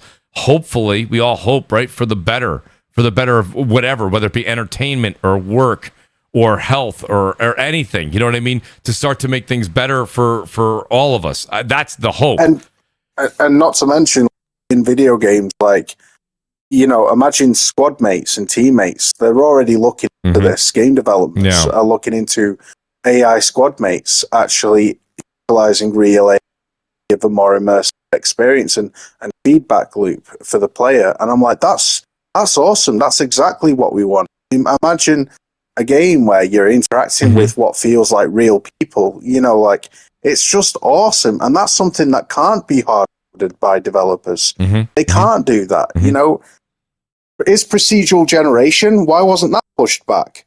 Does that's you know, saves loads of time and money developing open worlds. Yeah, granted, it's the game quality has suffered for it, I think, due to procedural generation, but you're not going to have got games like No Man's Sky without it. Yeah, Captain Ply says, and Microsoft laid off how many millions the last few years? I don't know if they laid off millions. Just they've laid off thousands in the pursuit of AI. Thousands, which is still not great, Captain, but I hear you on that. And then Mr. Grimm says, isn't using bots in games kind of like using AI? That I don't know. I won't speak to that. I guess it would depend on... It's different. It's a different... Microsoft, that's probably a bit different, Microsoft, though, that's the whole company that they're pursuing AI for. That's not just... the gaming division, AI in the gaming division is it's probably not even factoring in 1% of their AI pursuits, like in the gaming division. The world's going AI crazy. That's it. It is what it is. Go ahead, Detzinger. Bots, that's not the same thing. Every single game in the world has AI because the NPCs you talk to are powered by AI. Like if you go in Ghost of Yote and you speak to a character, that's AI in action, right? That's just artificial intelligence. That's not true. No, that's not AI. What people are on about is generative AI. So AI in the creative process. So people have a problem with AI writing dialogue, for example. So asking ChatGPT to write me a quest, right? That's what people have a problem with. Or ChatGPT generate a city, for example.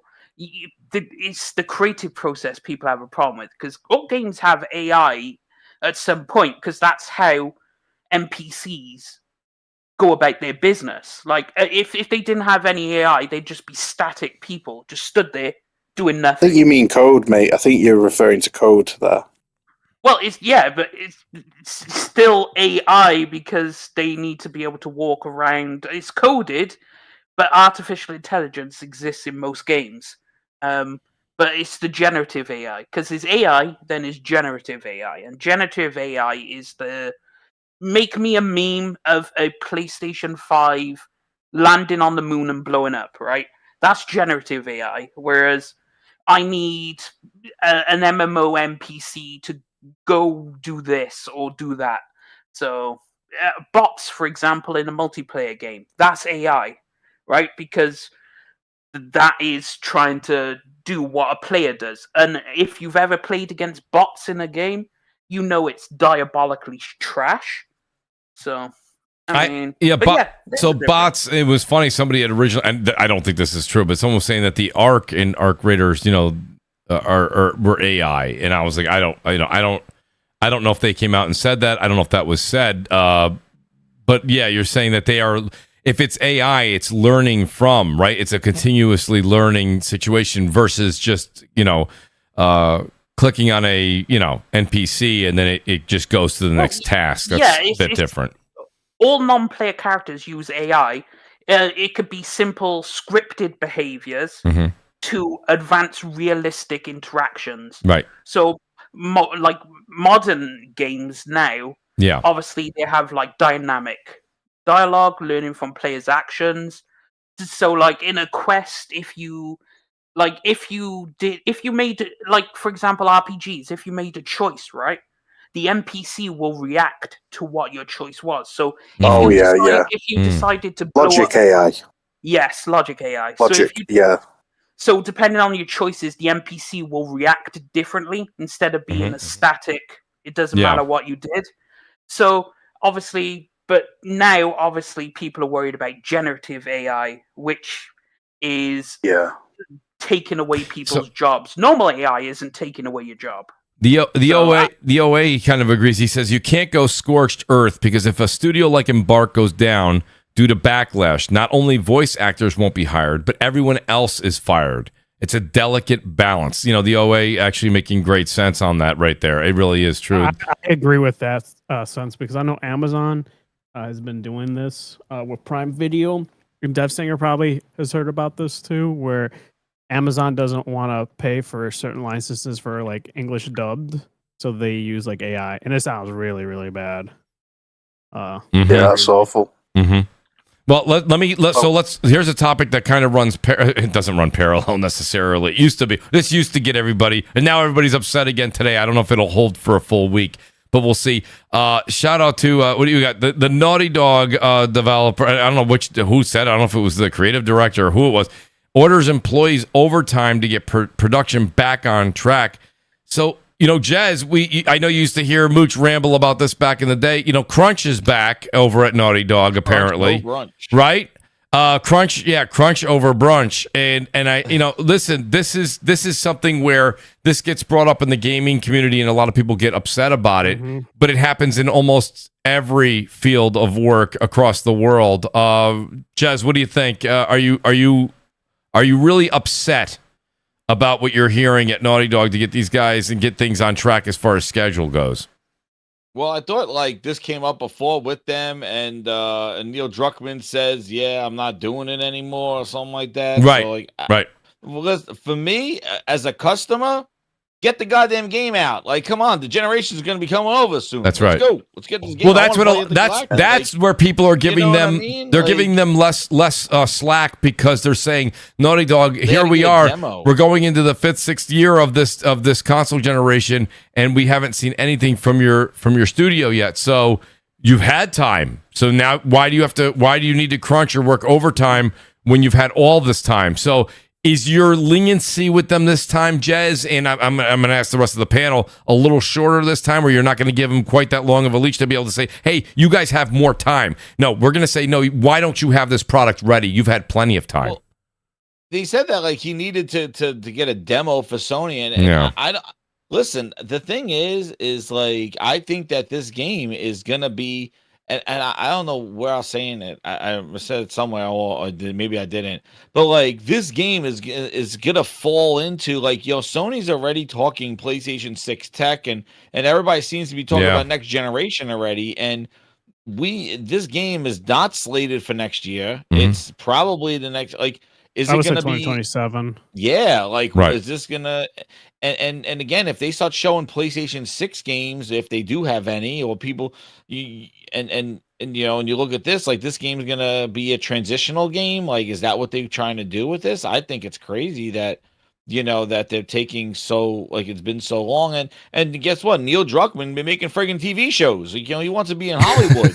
I remember, didn't he say like 2 years ago, a year ago, he's like, okay, I'm done with this. Now I'm going to do full production. That was less. No, I think that was less than a year ago, believe it or not. That was like 6 months ago. Yeah, that was recent. Yeah. 6 months ago. It was like the summertime. He's like, yeah, I think we're done now with the move. We're going to do Intergalactic now. I'm focused on that. Listen, I'm like, bitch, what? He caught Kojima fever. He wanted to be in Hollywood. You know, yeah. Dude, the award, and then also Keely giving him the award probably greased his ass too. So everybody wants to make more movies.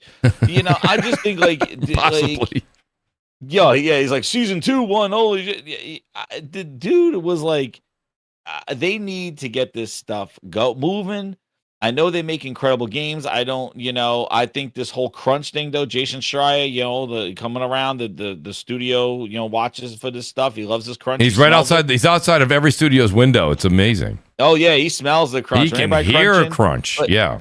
You want to know what? I'd rather be saying crunch this stuff out, get it out for me, the consumer, because I'm a selfish gamer, and act like. And also too, again, details. I didn't even click on the article because it's like, oh, they're forcing them to work overtime. Are they getting paid for it? I am sure they are getting paid double overtime. Like, are they doing this for free?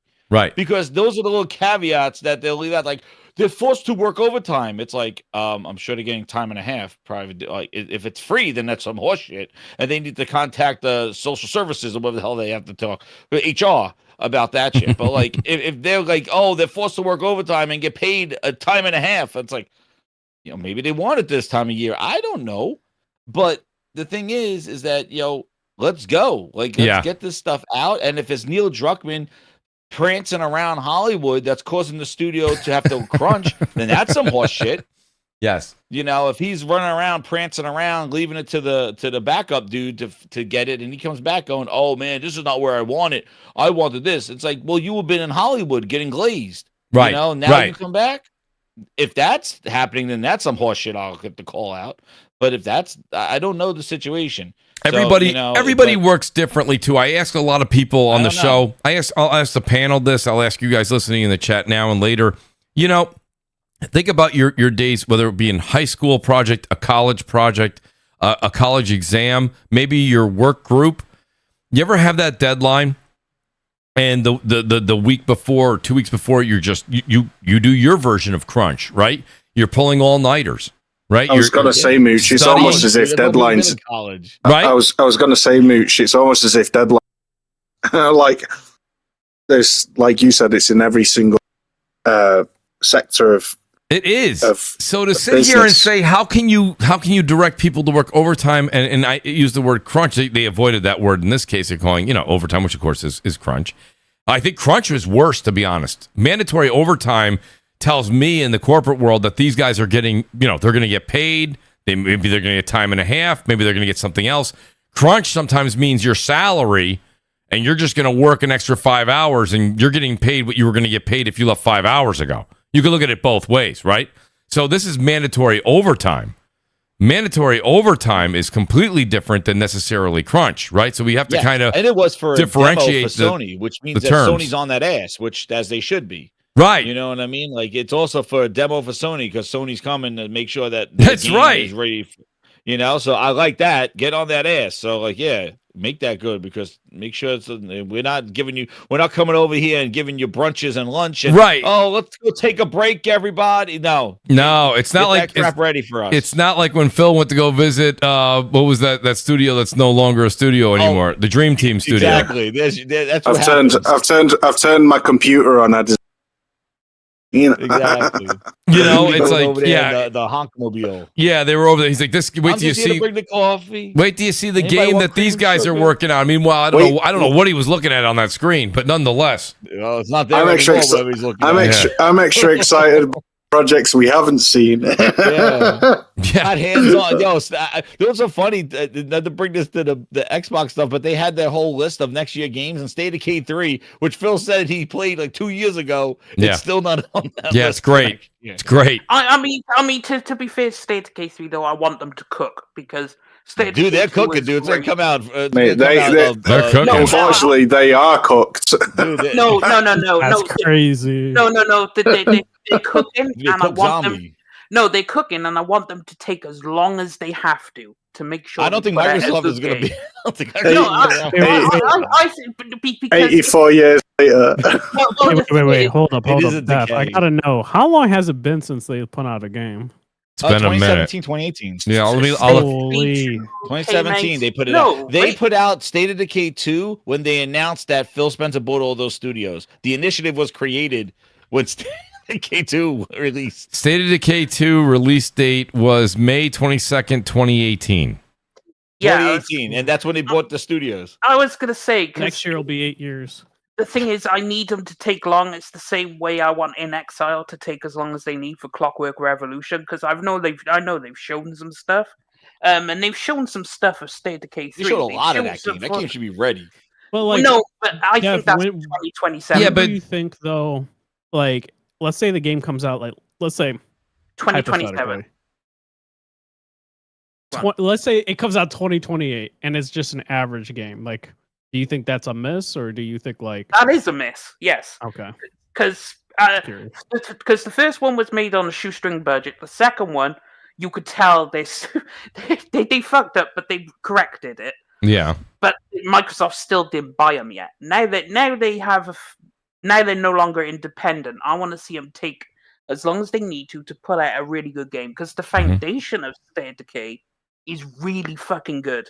The being micromanagement, having to there was manage the your shit, jank. the permadeath. Mhm. It is janky, but the idea is sound. It is fucking Yeah, solid. but the thing was like the first game was like an Xbox arcade game that was supposed to come out, and it was a surprise. Right. And it had a lot of jank, but it was a $20, $25. It was like the first time they made like a $20 Xbox Live Arcade or something like that. The price was different, but it was a good great, game. like, it was a surprise.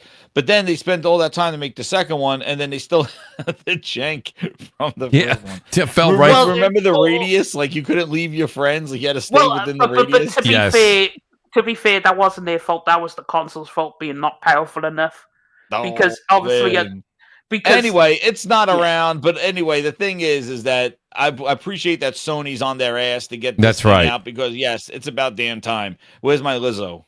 Yeah, right. Where is it? No, I got to be honest with you. I do think that when it comes down to it, we have to, you always say, Detzinger, we got to keep the same energy, right? So a lot of people are really, really hounding Naughty Dog, saying, you haven't delivered anything this generation. Now, I understand Naughty Dog is not exactly the same thing as the State of Decay studio. no, I- they're two completely different things. I understand. Naughty Dog is heralded as the greatest of all time, right? So you have One an of. expectation. Yes. No one puts that expectation on Undead Labs. Like, What's let's not another? What's pretend. another? This is- What's another? Don't wait, tell me wait, this wait, is an wait. Outer Worlds 2 situation. Again, Wait, that's what's another? like- But what's He's another? having that Wait, feeling wait. again. This is Wait. because Wait, it's going what's to another? release, and it's going to be 7 out of 10, and I can't wait for a 7 out of 10 game to release. And when it releases and it's 7 out of 10, that'll be my number one most anticipated game, because I know it's going to be the best 7 out of 10. Like, oh mate, I just can't wait. If State of Decay is just like an 8 out of 10, I'll be fine, because it's an improvement, and I'm not expecting a big blockbuster game. Like, Yeah, but you my know, expectations Detzinger- for Fable, like hang on, no, I have to address it. My expectations for Fable are far higher than State of Decay 3. Garnish? Like, Fable, But when Fable you needs- more excited for Outer Worlds 2 than Fable? Yes. I was, I am. Because Yo, the way he said that they're cooking, And it made paid sound off. like they were, like, and incredible shit. it matched, and it met your expectations according to. I What you mean, did. I will Oh, say. I wow. will say, Detzinger. that glorious. I will say. So listen. Woolley, Avowed met his expectations. That, But he had a the thing double header is- this year. But also, yeah, I did get it though, and I'm incredibly happy Obsidian delivered 2 great games for me. I'm so happy for you, bro. I wouldn't use the word. I wouldn't use the word great, but yes. No, I will use great because it's my opinion. It's like people think Horizon's a fantastic game. I think it's a pile of shit. You know, so of course people have preferences. Right. Like Horizon is not a good game, and then I play something like this, and I actually enjoy the game. Mhm. So it's like people will be like, oh, I really dislike. I don't know. Let's say I dislike. Come up with a game. Some people enjoy Dragon Age Veilguard. I don't know how, but some people enjoyed it. That's your preference. Right. Right. Sure, go for it. Right? Some people enjoy these games. Some people enjoyed Hellblade 2. I don't know how, but some people enjoyed it. I mean, that's you. I'm not going to tell you you're wrong. I'm just going to say I don't like it. So I think Outer Worlds 2 was a good game. And You scored it. You scored it yourself. 7 out of 10. yeah, it is. Yeah, and it's a good game. And yet- It hasn't been bad. No, it's not bad, but it's the fact that you were excited for that game, which met your expectations as a 7 out of 10 game, than Fable. Wait, let me finish. Than Fable, which you say you have far higher expectations for that. What game were we talking about just before? I think he said Avowed. No. Then State of Decay. State of Decay. Yeah, State of Decay 3. Right. So I'm just trying to do the maths here, bro. Mathing, like, it just doesn't make a lot of sense to me that the 7 out of 10 game that met your expectations, that you were more excited for than Fable, yet you have higher expectations for Fable than State of Decay 3. Why is it that, like, bro, it's like, mate, none of that makes any freaking sense. I'm sorry. I think when it comes, I will say you were excited. Deathsinger, you were very excited for both. And by the way, this is not a slant at all on your thought. I'm just saying to you, like, you were very excited for Avowed. You were very excited for Outer Worlds. Now, I've only got a couple hours into Outer Worlds 2. I will say Outer Worlds 2 so far, I will tell you, Avowed is leaps and bounds, in my opinion. If someone said to me, I got to play an Obsidian game, Mooch, which one do I play, Avowed or Outer Worlds 2? Avowed 100 out of 100 times. Outer Worlds 2, I mean, you see when the enemies when the enemies come at you, when the enemies come at you, it literally feels like a 360 game. Like, it is it's pretty bad. Like, I don't know how it got the rating it got, because to me Avowed was actually I think it was better, more well written. I thought that the fact that you could have a handgun in one hand and you could have your magic spells in the other and change things on the fly was the world was phenomenal. The lands were great. I thought they did a much better job in that than they did. I think Outer Worlds 2 was just absolute. I don't know, man. I'm really not enjoying my time with Outer Worlds 2. I will say that I thought Avowed I would play. I've got at least, I don't know, about 30 hours into Avowed. I played a lot of it. I liked it. I'm not enjoying Outer Worlds 2. I'm shocked that you haven't been a little bit more, when I was playing it, a little more harsh on it. Because the writing is actually good. The quests are good. And the gameplay is weak. It fulfills what... And I actually find the gameplay all right. It's not the pinnacle, but it's more so... They took it back to the roots of what an RPG should be, like being able to make choices. The fact there's like over 100 different endings, but depending on your choices through the game, there's so many different variations. Like, do you do this? Do you do that? Do you take the left route? Do you take the right route? Do you choose this option, that option? It's the player agency. And I think they missed the mark a bit on player agency in Avowed, and they made up for it in the Outer Worlds too. So you're looking at combat and whatnot about the game. I'm looking for something different in this game. I'm looking for what makes an RPG to me. And the Outer Worlds 2 fulfills my list of expectations. And so, of course, it's not going to be pinnacle of gameplay, but neither was... Let's take The Witcher 3, right? The Witcher 3 combat is not the pinnacle of combat. It's not. The combat is serviceable to good, right? It's not amazing. It's good. It's not good. It's a bit clunky. There's issues. But what makes that game is the story, the choices, the quests, the characters. Like the world, the exploration. Yeah. You know, like there's a lot more to The Witcher than the Outer Worlds, bro. You land on that first planet in the Outer Worlds 2, and it is absolute dog shit. I'm sorry, but it is. It is awful. Like, it looks absolutely... It's the most unappealing environment I think I've set foot in a video game in probably a decade. It's so ugly. Well, and then the first person I speak to is some weird emo girl with pink hair who like, at a bar, who's...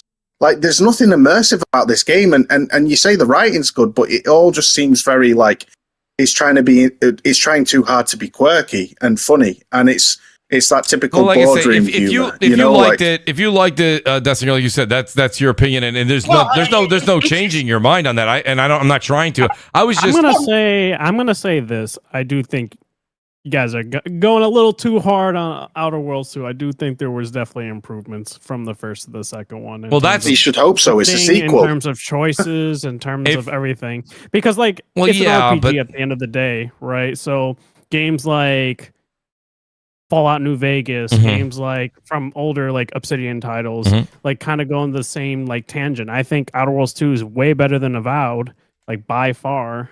Like, Which one you think is it's better not than even a Avowed? question. Outer Worlds 2. Ugh. Yeah, Absolutely. God bless you. which it is. Yeah.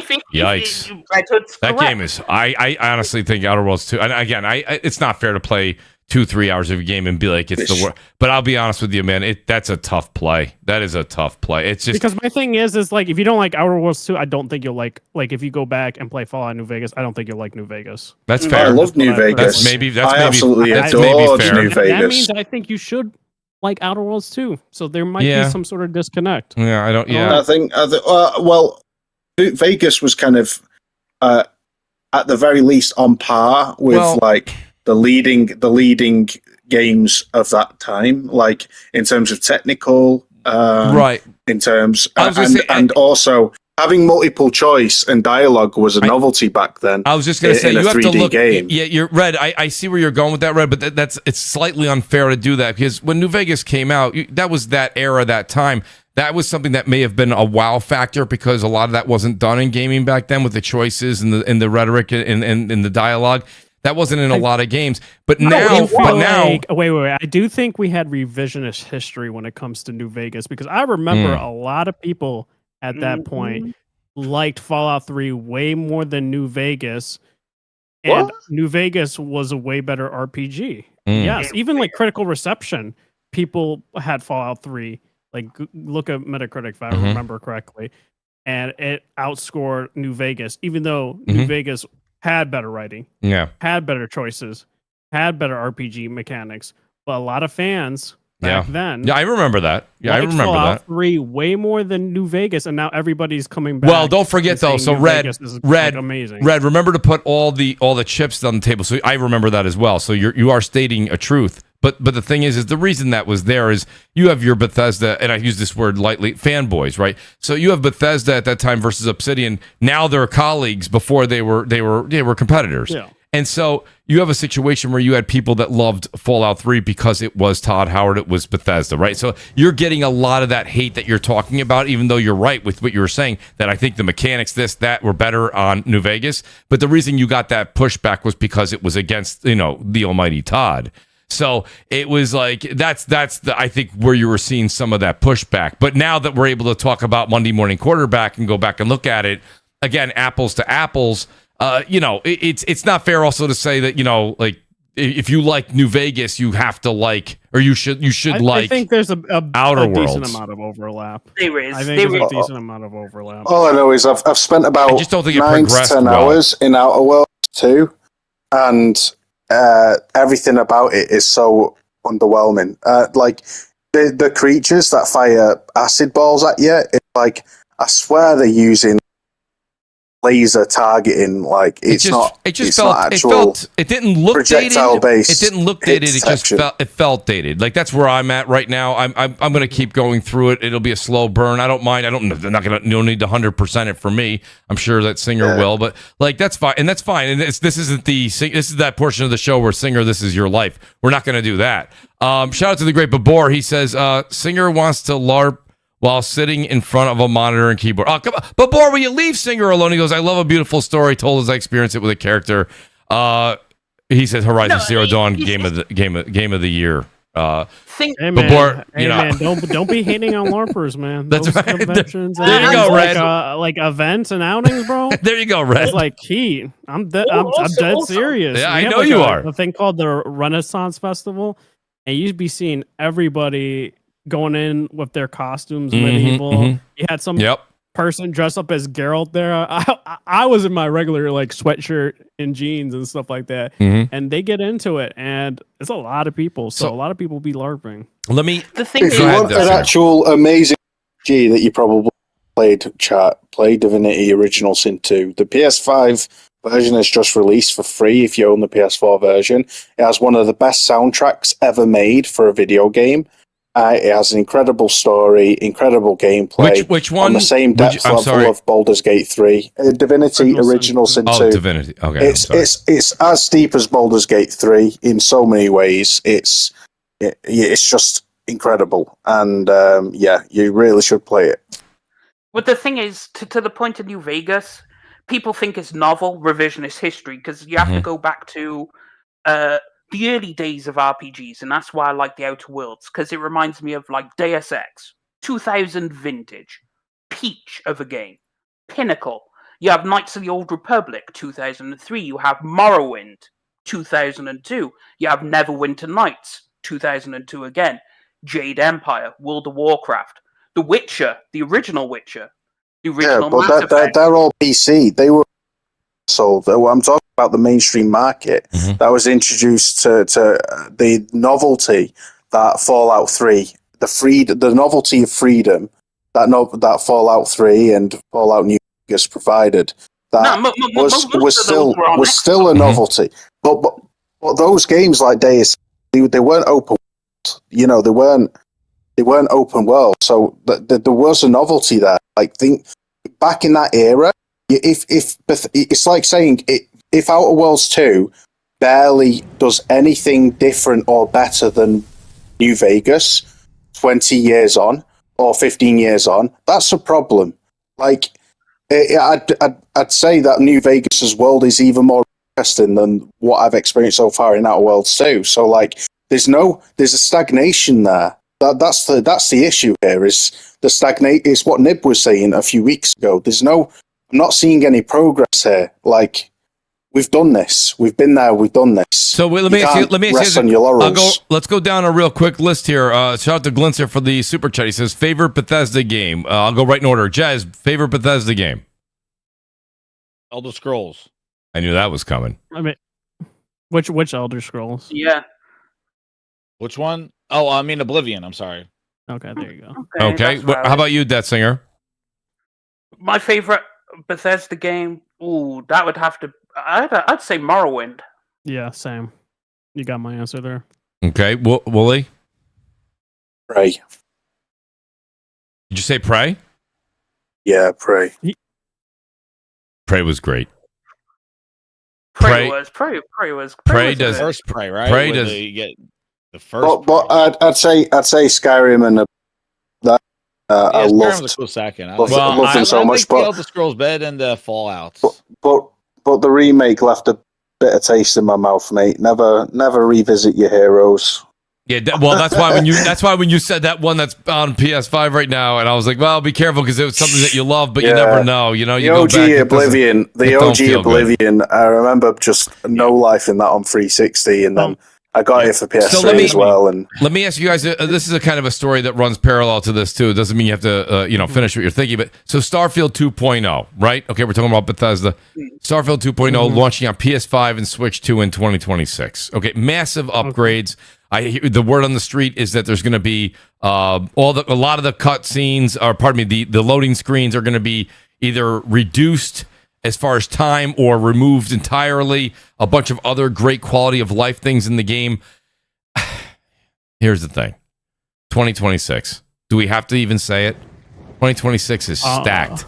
Who's going back to play 150 hours of Starfield on PS5? Me to be honest with please, Red. I don't think it doesn't even fix the crux of the issues of it, like in terms of it having a good story. Like the DLC, like did they put out the second DLC yet? Because I kind of stopped. No, they waited. Okay. No, they waited. So the first DLC was like really bad from what I've heard, and like at the end of the day, like it's great that they're fixing the loading issues and all that. But it doesn't fix the core issues I have with it, that Bethesda still, for whatever reason, can't make compelling characters in their RPGs, as well as like compelling storylines within their RPGs. And that's kind of what I've expect is studios like An Exile or CD Projekt Red or Larian, and like the list goes on and on. Exodus, right? Right. Also, Owlcat. Like those are like RPGs I'm gonna look forward to. Whereas Bethesda is just it's not there. Yeah. Right. Like Todd is also taking forever to make the next Elder Scrolls game. Yeah. And like I'm saying 8 years, which probably is 2031. Could be even I was thinking longer for the 2030. next I was Elder thinking Scrolls. 2030, but that's me thinking from old dates and old discussions we've had on the show that 31 might be accurate, Red. Or it might be even more because it's 8 years, right? Like 2015 Fallout 4, right? And then 2023 Starfield. So that's like 8 years right there. Mhm. So 2031 could see it. and When's him Fallout having 5 that coming interview. then? You better hope another studio like Obsidian or somebody within Microsoft makes it, because I don't see Fallout Interesting. 5 being done by them. If it is, bro, that's 2040.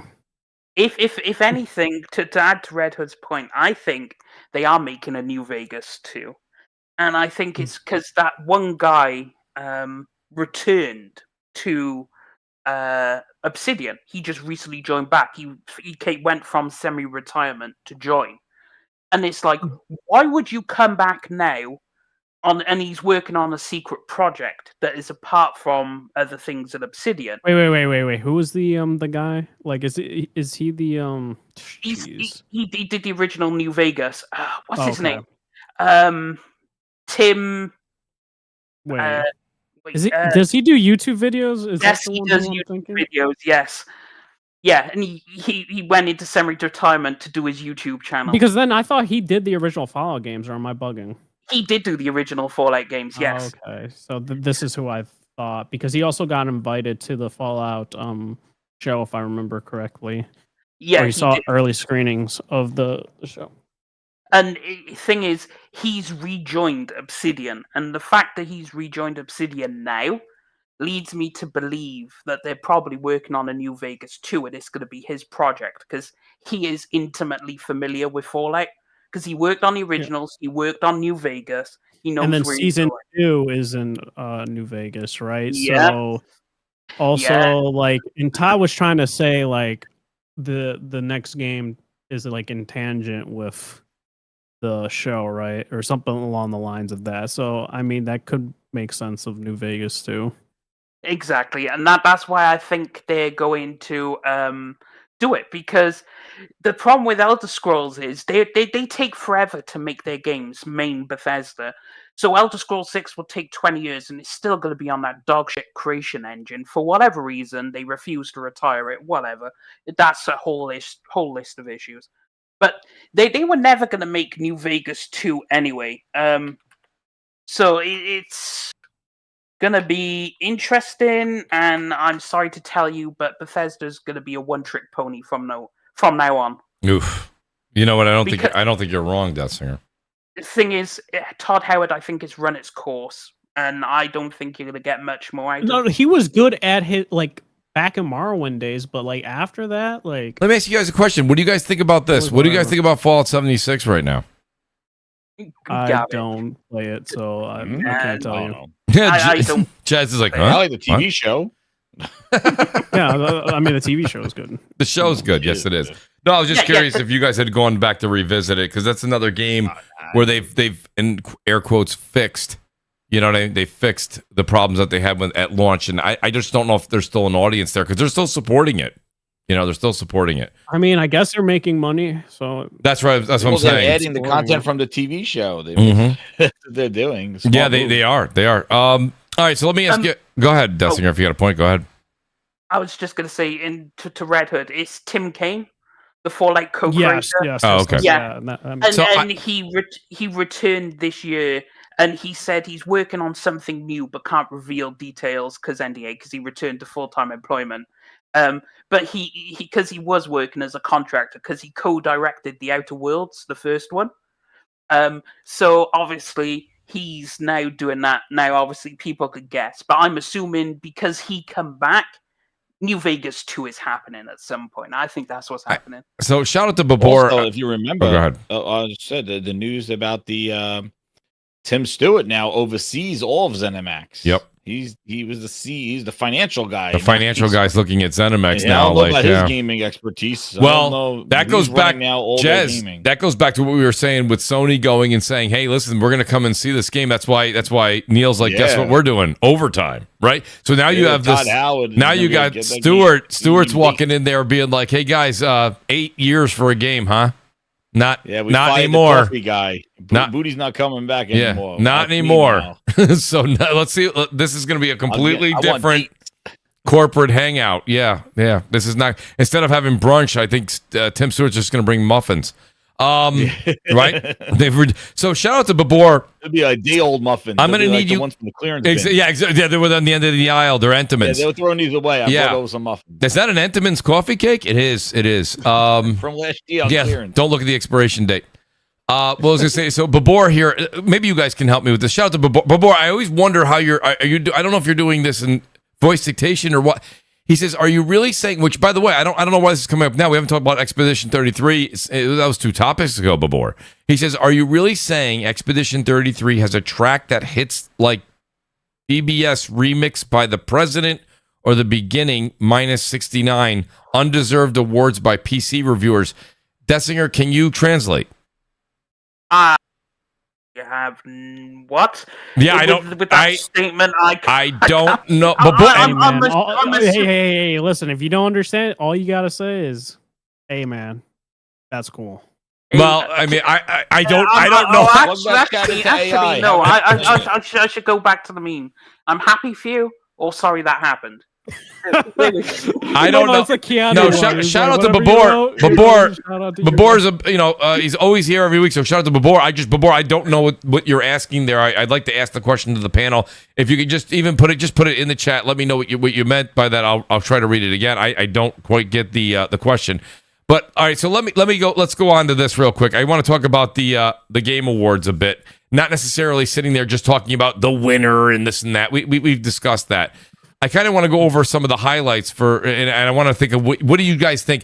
Is the Game Awards progressing in the right direction, right? And I'm talking about all the way back from the days where we had Joel McHale on. That didn't work out very well. Oh, you're talking about when it got off a spike. It was like that, intermediate, Jeff doesn't know what he's doing now. Right, he was finding his feet with it, and now I think he's doing because. Right. And then it was like, okay, we got to figure something out. So we got to do this for now.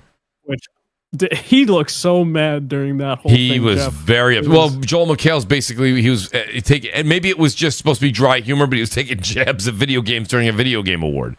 Totally contradictory to what Jeff is building or was trying to build. I would say at this point, it's crazy in the sense of how many people actually watch that. If you see the stats, it's more than a Super Bowl, but I know people make the counter argument. It's worldwide. Everyone's watching it. True. But also you're starting to see other industries doing the same thing. Like if I remember correctly, did they say the Grammys or the Oscars are now going to do it on YouTube now? So everyone's starting to do their award show online now.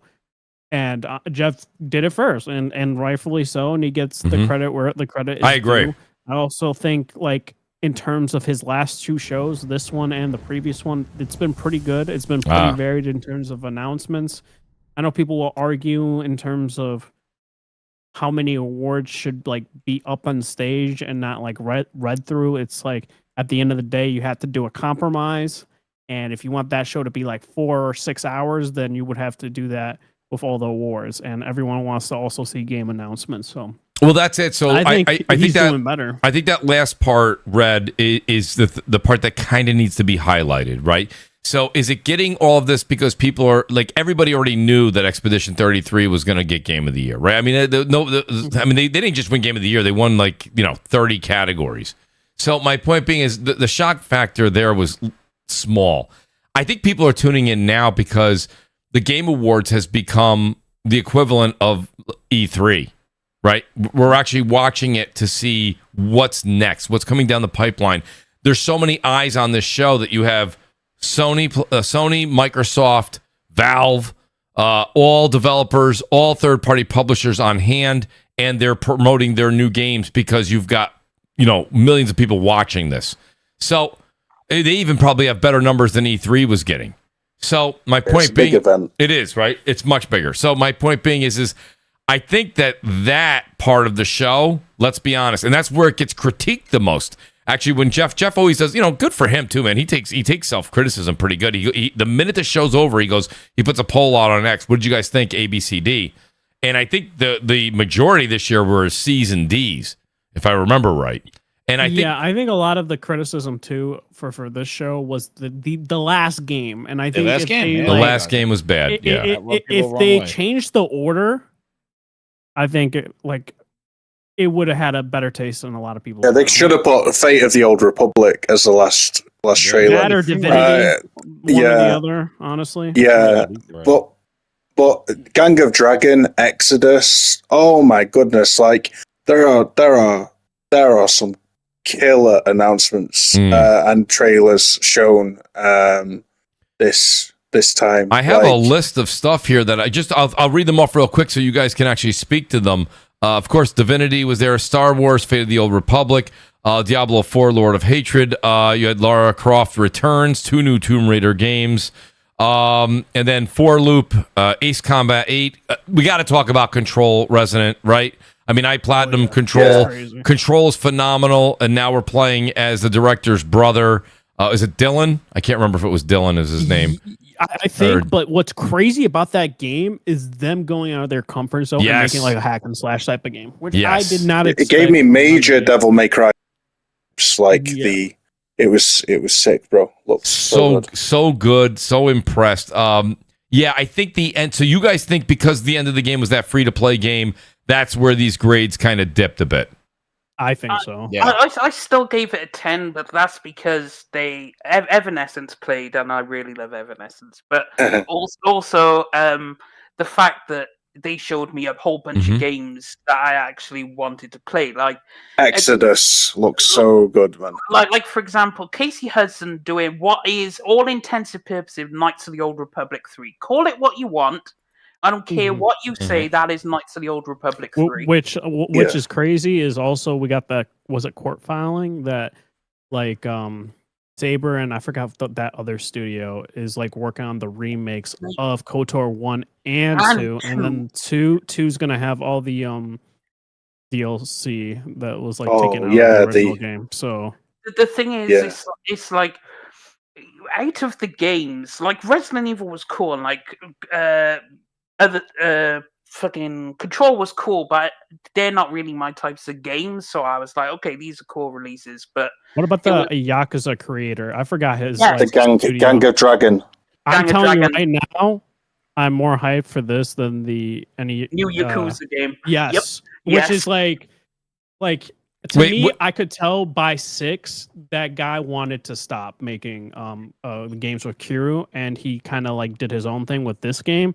And to me, it's Red. Which game are you more excited for than the new Yakuza? Gang of Dragons. Gang of Dragons. Oh, Gang of Dragons. Okay, yes. Which you can tell, art style. I was like, dude, this can't be. And then when I found out it was actually him, and I was like, okay, now it makes complete sense. Looks more serious, and people are dying. The main character is actually killing people. So instead of people are dying. Also at the show was the new D&D game Warlock, which is fucking hilarious. Because people online after the announcement, people were in the comments going, "But isn't that a witch?" And I'm like, Warlock is a class in D&D, right? It's not about the gender of the character. It's called Warlock because that's the fucking class, you dumbasses. But anyway, that was a side rant. I was like, you people are just stupid. Stay away from that game. It looks really cool. A good D&D game, because Warlock is an interesting class. But then you have, obviously, Nagoshi Studios, which does Gang of Dragons, which I can't wait. I love Yakuza games. And this guy is the originator, so I'm assuming that's just fantastic. But the big standout was Total War. Yeah, a lot of people have been asking for that game for years. Yes. When my friend told me that, and he was like, "Dude, they've been asking for this for years." And I was like, "Really?" Can you give what's the explanation though, Deathsinger, for this Warhammer versus the other 87? Well, it's because each Total War is the franchise, right? And then they go to different places. So each game is different. Okay. So you have Warhammer, which is Warhammer. Warhammer and Warhammer 40k are 2 different things, right? Okay. So you have Warhammer, then you have Total War Troy Saga, right, which is based in ancient Greece. Okay. Then you have the Three Kingdoms, which is based in ancient China. Then you have the Romans, which is based in ancient Rome, right? So each Total War game has a different setting in the world. Now, they did Warhammer, and everyone was like, please give us either a Star Wars, Total War Star Wars, or Total War Warhammer 40k. And now we have the answer that they're actually making a Total War Warhammer 40k. So the Total War is the franchise, and then is just which setting are you going to choose, right? Okay. So that's how you differentiate them. So which total are you more interested in ancient Greece? Go get the Troy Saga. Are you more interested in ancient China? Well, go pick up the Three Kingdoms Total War game. So you have options. So here's my question. I guess and I appreciate that you actually explained it very well. That Singer, my question to you is: this a standalone game for folks getting into Warhammer? Absolutely. I mean, to be fair, if you're trying to get deep into Warhammer, there's a million things you need to do. But if you just want to play this game because you love strategy games in this Warhammer 40k, it's going to be a perfect start for you, because the lore is grim, dark. Everyone wants to murder each other. Everything is absurdly horrible. There we go. That's Warhammer 40k, and you're just going to go around and murder each other. So, I mean, it's perfect for a pickup. It's like Dawn of War is perfect for a pickup too. So, okay, Jazz, let me go to you real quick. How was the cringe effect with having Hollywood stars? We did get a taste of it with the Street Fighter movie. Dude, well, Street Fighter movie, I'm hyped for that. I want to see that movie. But I do think overall, that the Hollywood showing up there, like the who's trying to get who's on stage. Yeah. And these things, I do think it's a little awkward when they do the presentation. Like, it would be nice having more representation from the developers and stuff, that they will be there, the people that make the games. But I know that doesn't get the clicks and get the eyes turning, and I think he does do that to kind of show his clout and how big this is getting. Like, oh, we have these stars on the stage, right? Doing awards and things like that. I think it is what it is, and I guess when it gets bigger, more and more of that stuff, more and more advertisements, more of those things. I think it's kind of confusing as to what it wants to be. If it wants to be a concert, an award show, an E3, it's kind of like getting a mishmash of all things. Yeah. And the pacing is kind of like where I think it's too long. I think it is too long. Like, maybe have the game announcements, like some trailers in the beginning, some trailers in the middle, and the trailer at the end, and then have the awards in the middle, like in between. Because it is very confusing. He throws the ads in there with game announcements. Yeah. And if I'm like, what's this? Oh, is that a new game? Oh, no, that's an ad for something else. And, they don't, there's a lot of kind of like trickery going on with it. That is frustrating when you're watching. Yeah. Yeah.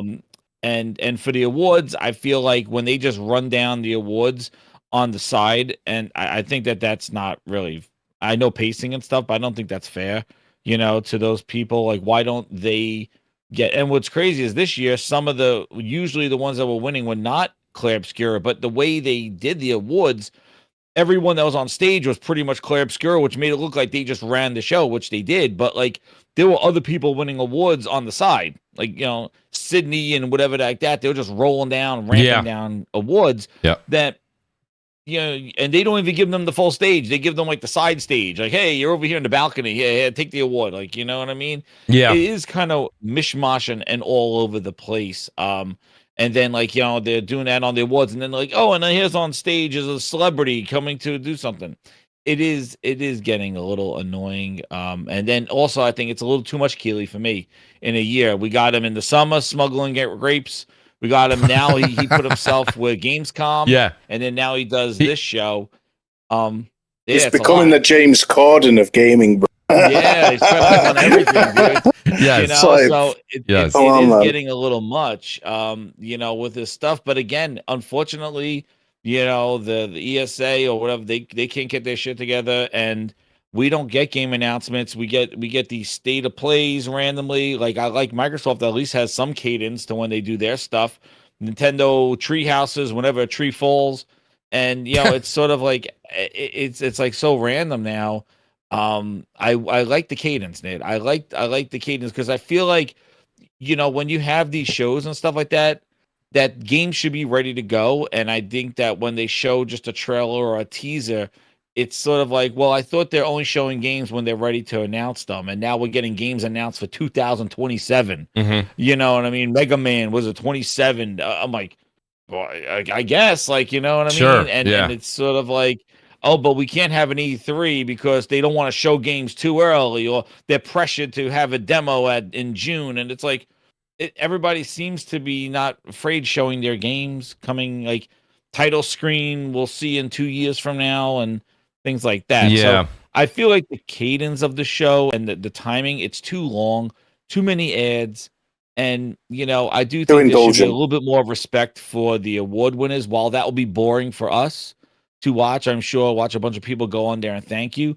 But if you're inviting and charging people for all those seats and you have all that stuff, take advantage of the live audience. I feel like the live audience gets forgotten in his show, and it's just Jeff Keighley on the side. Like, imagine going and paying for those seats, and the whole time you're looking to the left, your neck gets cramped because that's where all the announcements are being made with Jeff Keighley in the balcony. You know, it's sort of like you have this live audience there. There should be more interaction. There should be more representation from the studios, from the people. Let us see who's making the games, and that's kind of what it is, you know. But now it turned into a sideshow and the who's who of Hollywood. In some of the things, and I think some of the award winners should get the stage. And you know, as much as I think that, you know, I do praise Jeff for bringing attention to video games. That's been the thing it's been huge. That's nobody else was going to do it. His career, he's always said that's what he wanted to do, and I think he accomplished that. But I will say one thing: like between the Summer Games Fest,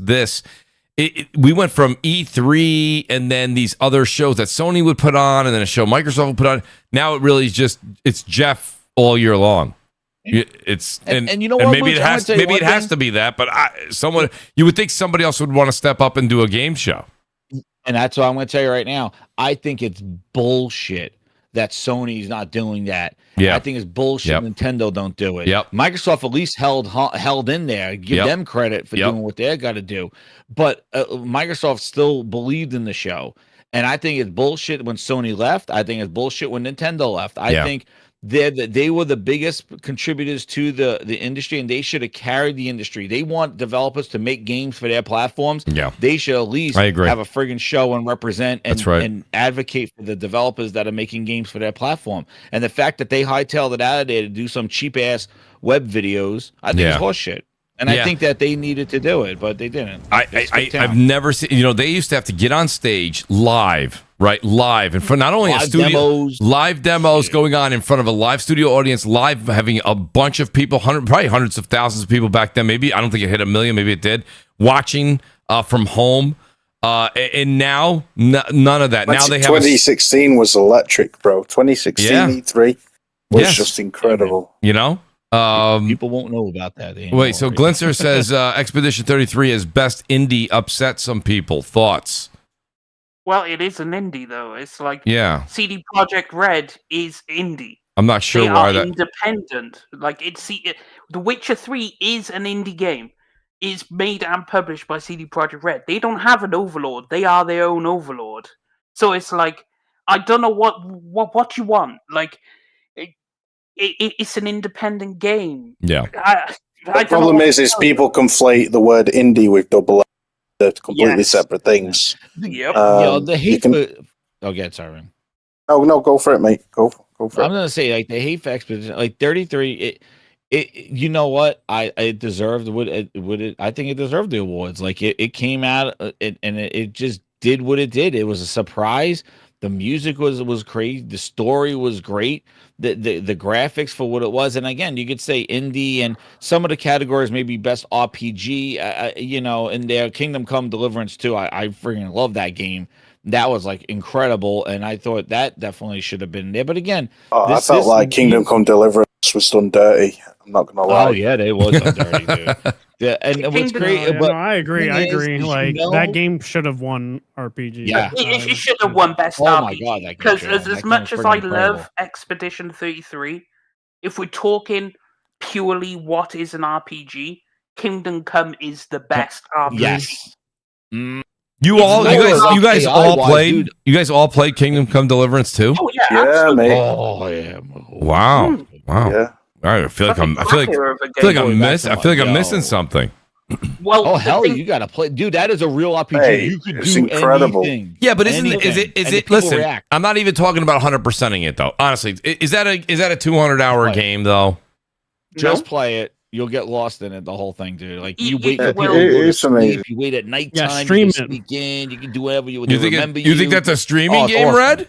I said, Oh, I'm yeah, not man. saying that, but I said just stream it. I'll watch. Yeah, Well, put it this way, Just Mitch, survival elements too. Like you Really? get diseases and sick, and you got to eat. And then I had to go to the brothel and fix myself live, and everybody. I was like, pause. Anyway, I had to pay the money, but I had to get the money to bid the brothel to make me feel better.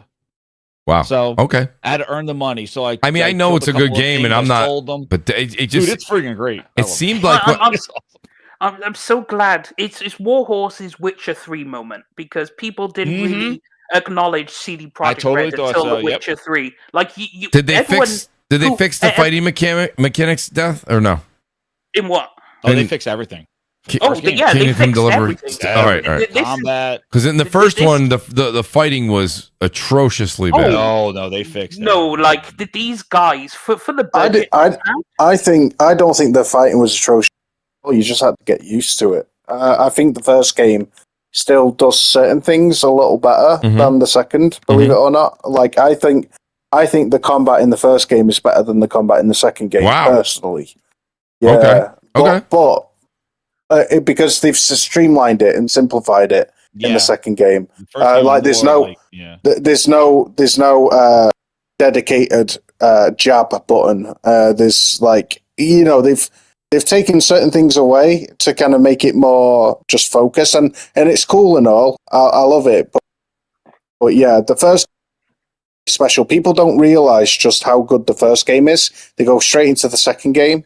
But I implore you, if you've not played the second game yet, play the first game. You will not regret play it. the second incredible. game. Mooch, the WoolleyGamer. The second game is so good. No, and then play the second game after. You're That's not what gonna I'm saying. Mooch, get That's the second game. that's 400 hours. Holy shit. Yeah, yo, just go right. Wait, into how many? Kingdom So Come real quick, 2, run man. It is down. So good. Jazz, how many hours you got in Kingdom Come Deliverance 2?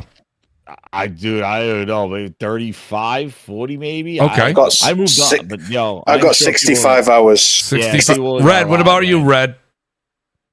Me? I actually have played only a little bit. No, but I I'm need not. to get And this back no, into this it. wasn't a. I was just wondering if you all finished it. Like if this is another No, 100. you get No, lost, no. Mooch. I didn't even do the half the main stories. I've been like it's good. It's so good. It's good, huh? I, Okay. ha- That singer. I have 90 hours in it. That singer. Did you Yeah, complete it's it? Did you complete the game? Yeah, completed it. Now, if you want to complete Okay. everything, it's going to take a lot longer. But bear in mind, I love going around and doing all the side things, seeing what you can find, So talk much to good. everyone. Everybody. Because there is shit tucked away, just there to be found. And if you don't go looking for it, you won't ever find it. Is the So I dialogue love is the dialogue Go as ahead. long as like Outer Worlds dialogue, or is it short, a little bit shorter? that's tough to call. And I mean- whoa. Do not even begin to compare the quality of the dialogue No, I'm not. in I'm Kingdom Come. I'm The asking- quality I'm asking about in the Kingdom Come Deliverance 2 the- is incredible. I'm talking about the Okay, length of okay. it. About it, Mooch. There's a What are whole you doing, like, Wooly? the first That's like the length. bunch of hours and stuff are like it's sort of like it tells the story and gets you ready to go before Mm. you go into this open world. They don't just drop you in this open world, say figure it out. Like there's a really cool beginning, like a whole prologue that does not feel like a tutorial. It's a full game. It's good. Yeah, Yeah, the pacing Mooch is spot on. Yes. Like the pacing of the dialogue, and it takes you on a journey. It's Just not get like it. stand still and talk to an NPC Okay. and just listen to the ramble about the history that you need to know, like a disclaimer. You guys are you guys are doing a great And I job gotta of tell you selling what, it. also- Everyone has said and it's one thing amazing. That is incredible. What I thought took away from it was like we talk about AI. People remember what you like. They see if you're dirty. Like if you been fighting and you didn't get dirt, like they will respond to you differently because they see you're not clean. or if you got blood on you and your armor, and if you kill people, Yeah. and then their armor has blood on it, so it looks like that it's stolen. Like you want to get it cleaned, and then but you can't clean. Like you gotta like get the soap and stuff to clean it. Like there's so many layers to the game, but it's all mean stuff because it affects the way the missions go. It affects the way people respond to you and what options are available to you. It really is a real role playing game.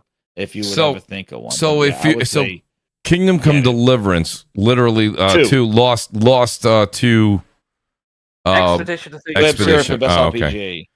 RPG. Which it shouldn't have. Yeah. Yeah. But I'm saying, like, I think Claire, though, with the that game is fantastic. And it did what a lot of games, like, what some of these games do for, like, the industry darling of the year. Like, it was a Cinderella story for this developer. Like, it was, like, the small team. People didn't think, like, you know, okay, yeah, this game looks cool. It came out. It captured people's hearts and emotions. And it's incredibly polished. And it just took the industry over. And you get those games that happen. That happens, you know? These surprises. It's They weren't on definitely anybody's worth wish lists. They weren't on like GTA next to GTA for this year, like wish list or anything like that. But they just show up, and you know, Even Kingdom Come even 2 is digital for me too. Like even Digital Foundry forgot about it. Like it's not even on their top 10 graphics, and I called them out for it. I was like, "What are we doing here?" And John was like, "Hey, what's your issue, man? I thought that game even came out. I've not played it. I forgot all about it." I'm like, "That's my issue, man. You need to play it." Right. And John was like, "Oh, you know, I am surprised others didn't put it on the list to have played it as well, like, because it is a gorgeous looking game." And I'm like, "Yeah, no shit. You 2D pixel shooter on your top 10 graphics list and left Kingdom Come Deliverance 2 out. What are you doing?" Like, Yeah. mate. Well, shout out to America, who I believe is Brian East. Shout out to Brian East. He says, if Divinity interests you and you want to get some background on the Divinity CRPG universe, Divinity Original Sin 1 and 2 are both on sale for the Steam Winter Sale. I hear it's bigger than Baldur's Gate 3. Yes. Bigger than... it's not bigger. Well, no. Baldur's Gate 3 map size is bigger. Yeah, like like if you're talking like, it's like the same. I don't know. I think like if you're talking tech wise, Baldur's Gate 3 is bigger in that sense. But I think Divinity will be bigger than Baldur's Gate 3. Like, yes. Yes. Yes. And if you want to, like, you'll also notice you might prefer the combat in Divinity rather than you would Baldur's Gate 3 because they play by different rule sets. Yeah, they don't have a dice roll. Because Baldur's Gate 3 is locked into the D&D rule set. Yeah. And Divinity is their own system. That's why. And also, a lot of people are like, is this new Divinity turn-based? Because what a lot of people don't know is, before Original Sin, they were action RPGs. They only went turn-based with Divinity Original Sin. Before then, they were doing action RPGs. That's why everyone was like, is the new Divinity going to be an action RPG or turn-based? Turns out, turn-based, which is the correct choice, my personal opinion. I know people have a hate boner for turn-based games for whatever reason.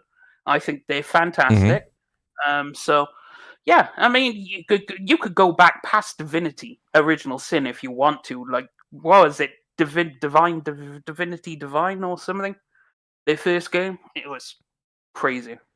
But yeah. So, little late breaking news. Genki, I think Genki just reported on this.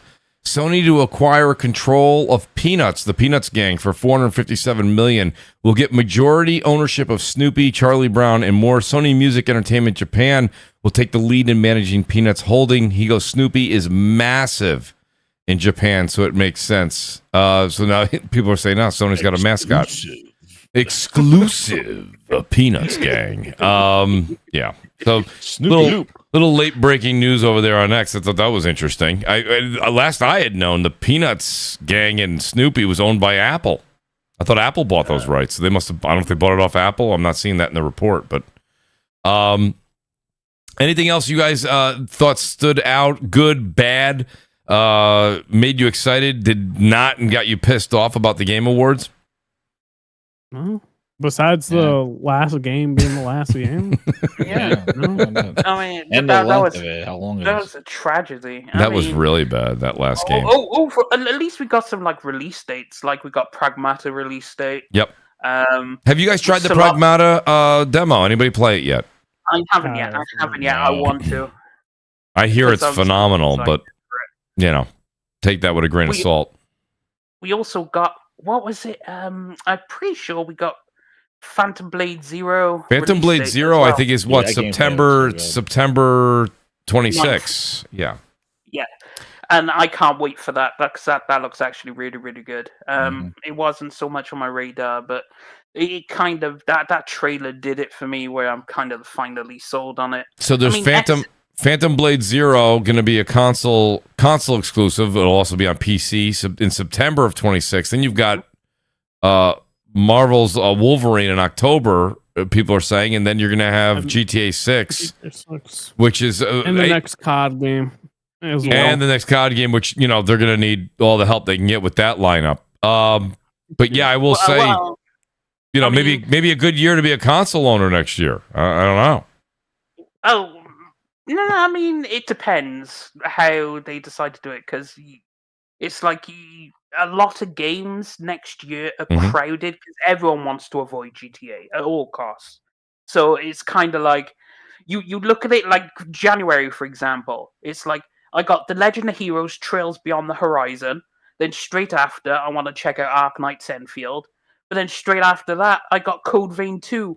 And I'm like, it's just January, and it just gets worse. Like, if you look at February, it gets even worse. I was going to say, Code Vein 2 is January.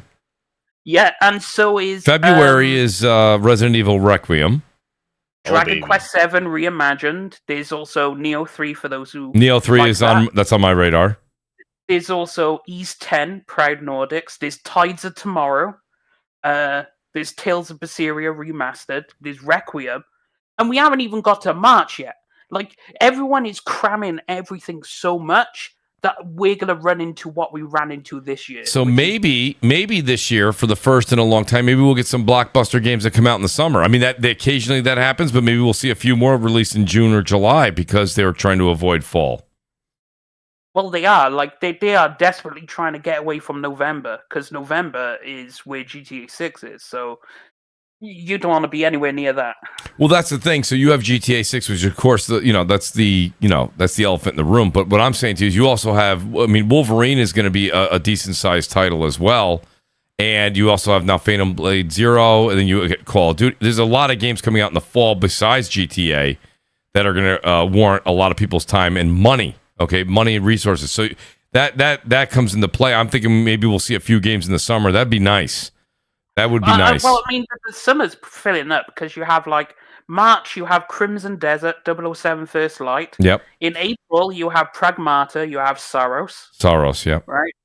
So, and then we are... Marathon, don't forget Marathon in March, Death Singer. I know you're, let's not forget that.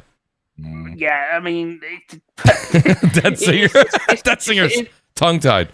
The thing is, there's just so many games. There's at least 3 big games releasing every single Dude, 26 is going to be phenomenal. I know we said that about 25, and 25 was a great year. Let's not pretend it wasn't. But 26, I mean, if there's no delays, I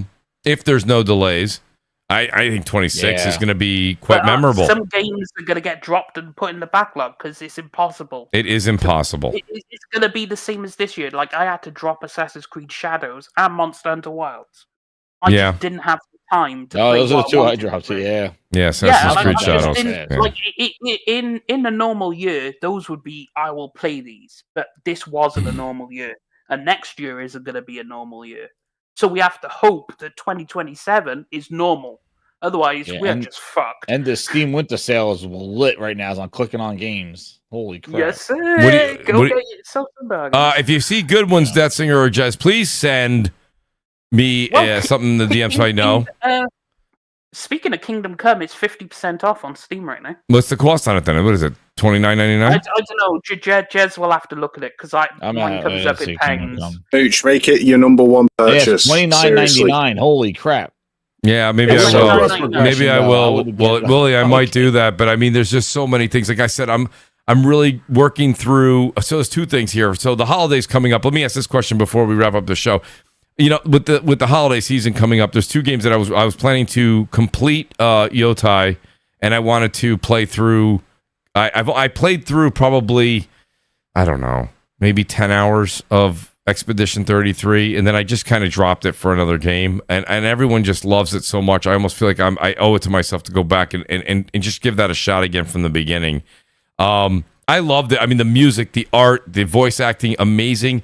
The turn-based style that they have in it, and somebody on Twitter was calling it. They would even say, they said they wanted to categorize it as a rhythmic type of, you know, combat. Do you guys agree with that rhythmic? I mean, there was some. Yeah, I call it turn action. Audio cues to You know, I call it turn action. That's what I coined it as. It's good. Yeah. There's pros and cons to that. I feel. I didn't love it as much as everybody else, but I certainly don't hate it. I think the music alone almost keeps you engaged. The music's so damn good.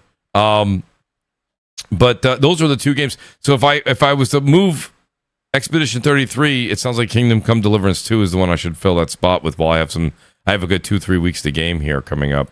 Yeah, because if you're looking forward to games, bear in mind, I just looked at the games release. That's where I've got all those names from. Mm-hmm. Bear in mind, Wolverine isn't on their list yet because there isn't an official date. There's no official date. There's also Fable. There's also Forza Horizon. Yeah, and let me just explain myself, Destiny. The reason I went with October for Wolverine was just because, you know, Phantom Blade Zero being basically a PlayStation console exclusive, they're not going to want to put Wolverine out when they have a deal with that. So I thought October, but maybe I'm wrong. Maybe Wolverine comes out earlier. Well, they might do because they have to figure out where everything's going because it's like you have to work backwards and you don't want to overlap your own games. Like you can't. Right, that's my point. Barrows, for example, you can't put it next to Phantom Blade Zero. I mean, they could. They potentially could. Well, what's your guys' holiday single-player game that you're going to put, you know, a good chunk of time into because you got a little bit more time around the holidays? What this year? Finishing Yotai. This holiday season coming up the next 2 weeks. Do you have some time, Red? Or Red, you're always on the clock, so I'm not sure if this even counts, Red. Well, thank goodness my work for next week, it's pretty actually light. Like they're giving Tuesday half day, Wednesday the day off, and Thursday the day off. Oh, so you got some time. That's what I'm saying. So is there anything in your backlog that you're going to either start up or something that you've started that you want to finish? I just said I'm going to play Baldur's Gate 3 again with the Dark Age playthrough. So that's kind of Okay, so now that Red said that, I have to ask you guys. So Baldur's Gate 3 or Kingdom Come Deliverance 2, which do you play? Baldur's Gate 3. Kingdom Come Deliverance 2. Wow. Depends, though. They're very they're very different games. Very different games. I like the immersion of the other. They are very different, and I absolutely adore Kingdom Come. But Baldur's Gate 3 so far is my game of the gen because it is just on every metric that I personally look for in an RPG. It ticks every single fucking box. I don't come out of this game without a box ticked. Okay. That's fair. Like, if you want to, it is very, very good. I'll tell you this, for Baldur's Gate 3, if you want to be evil, you can be super evil. Like I saw one of the endings, and that's very evil. Like, you could go full scorched earth policy through the game. Basically. Like, if that's what you want to do, and if you see someone and you're like, I really don't like the look of you, you could just murder them straight up. Like, no fucks given. Obviously, there's repercussions, but you could do it nonetheless. JC 2013 says Yotai, and then he says Red Dead Redemption 1. Yeah, because that just came out, and a lot of people, that's got these 60 frames and all the goodies updated to it. So yeah, not bad, Jay. I got to make sure that Ark. I love Ark, and I'll be streaming a lot of it, but I don't want Ark to take up the entire holiday, and I would like to really get immersed into a game. So Yotai, I think, is something where I can play that, and I can still handle one other one. I'm not going to take on 3 or 4 games. Shout out to Nib, who hopefully is able to join us when we come back after the break. Because man, he's right. You can't. He's like, Mooch, you got to stop playing 4 games at a time, which I've stopped. But now Arc Raiders and streaming has basically eaten up a lot of that time, which is crazy. What about you, Willie? What's your? Go ahead, Death. I probably cut you off before. I was just gonna say my game that I'm personally gonna be playing is Bravely Default Zero. Bravely Default Zero. I'm gonna have to look that one up. Square Enix game. Yeah. It comes out this month. I thought Square Enix got on your nerves, Death Singer. The thing is, the love-hate relationship, their 2D games, 2D, 3D games, are phenomenal. Like Triangle Strategy. Chef's Kiss. What was the other one? There was another one they released. Chef's Kiss. Octopath. That's the one. Octopath. Like, everything they do 2D, I absolutely adore. But when it comes to their 3D games, I just don't like them. And it's the weirdest thing. And it mainly stems from when they first announced Final Fantasy VII Remake, right? Because I wanted them to take the original and just redo it, right? But they decided to go in a different direction and tell it differently and reimagine the first game. And that after Final Fantasy 15, that completely pissed me off to no end. And I said, it's up and stuck with Square Enix for now on. Go fuck yourself is my stand, right? But when it comes to their 2D offerings, they've never let me down. So okay, that's at fair. the one hand, I'm like, your big 3D projects, fuck yourself.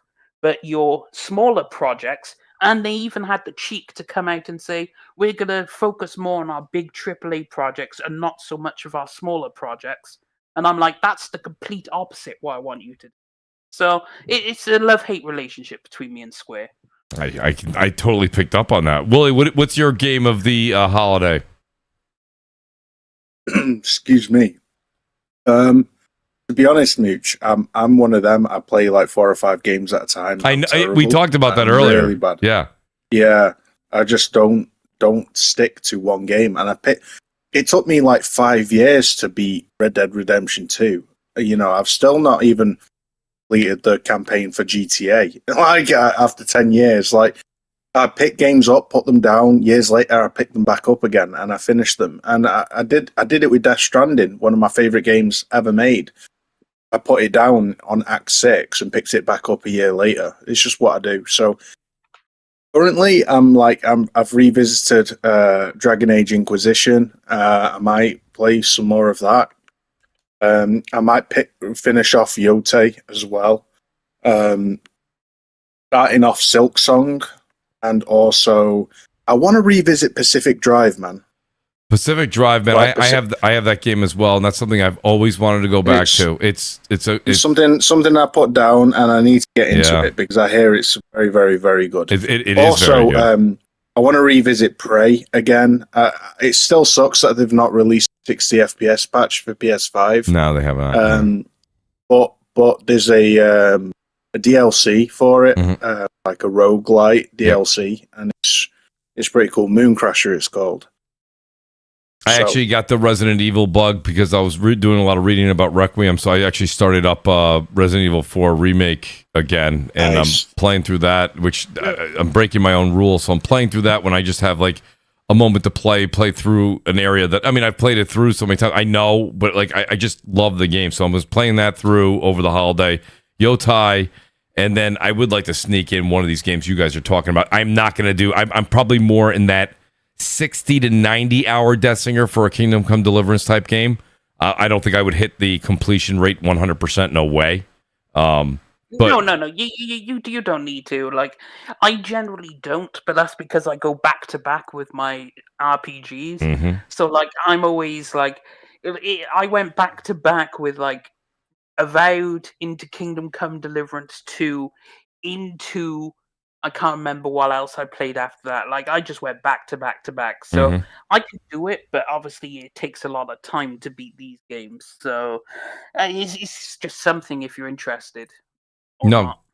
Great point. Honestly, guys, I got to say, so I just want to talk to the audience for a second. Guys, I want to say thanks to all the super chats.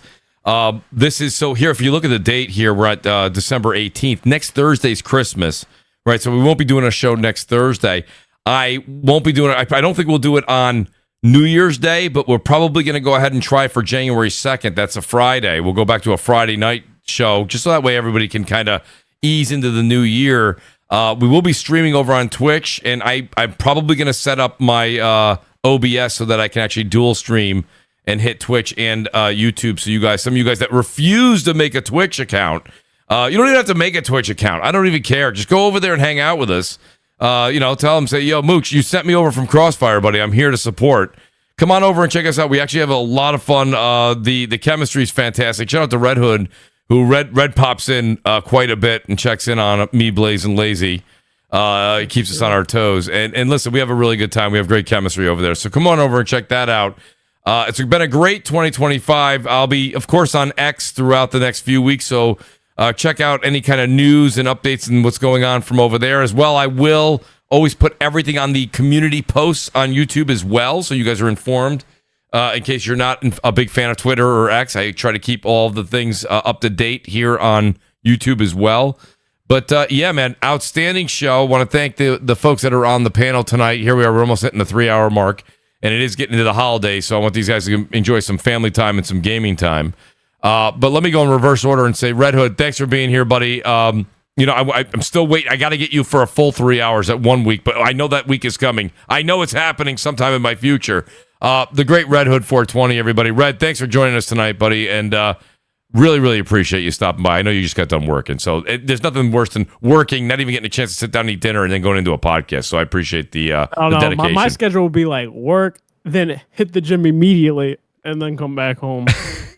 So, the dedication, Red. I love it. Yeah. So, I have to work out like right after. Dude, it'll be like 50 minutes of traffic too. So, that's true. This is true. It's crazy. So going from work, I don't like, my friends are like, I don't get how you do it. And I'm like, listen, I gotta get the gains. That's right. Work out, stay fit, stay healthy, and all that. But no, you guys check me out. Twitter, Redhood240, Twitch, Redhood420.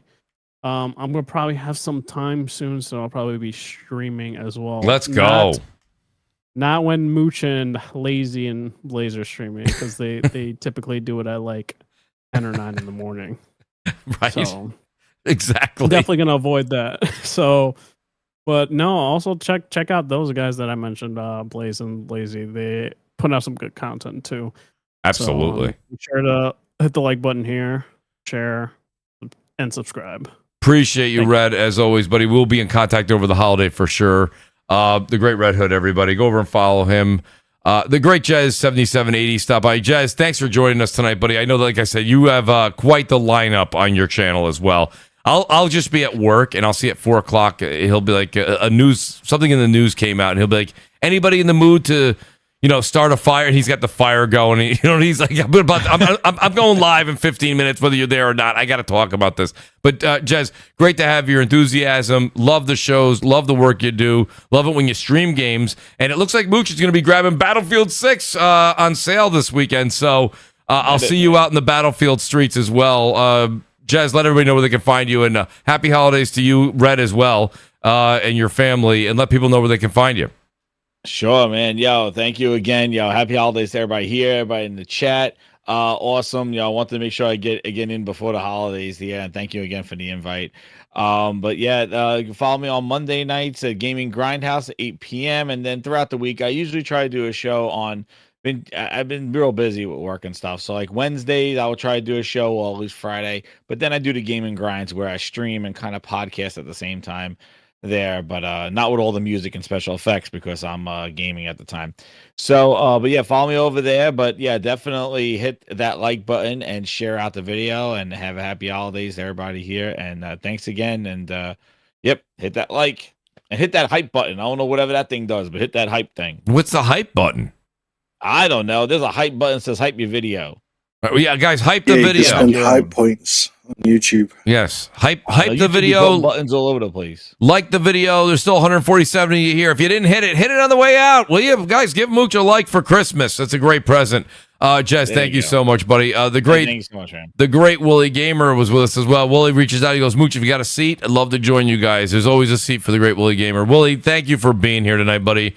Let people know where they can find you, and I hope you and your family also have a fantastic Christmas and a fantastic holiday season. Wooly, thanks for being here tonight, buddy. Thank you so much, man. Yeah, and hope everyone does too. Yeah, I've loved tonight, mate. Thanks for having me. It's been awesome. A whole show without me and Death Singer going at I it. know. That's crazy. The audience is amazed. No, Christmas miracle.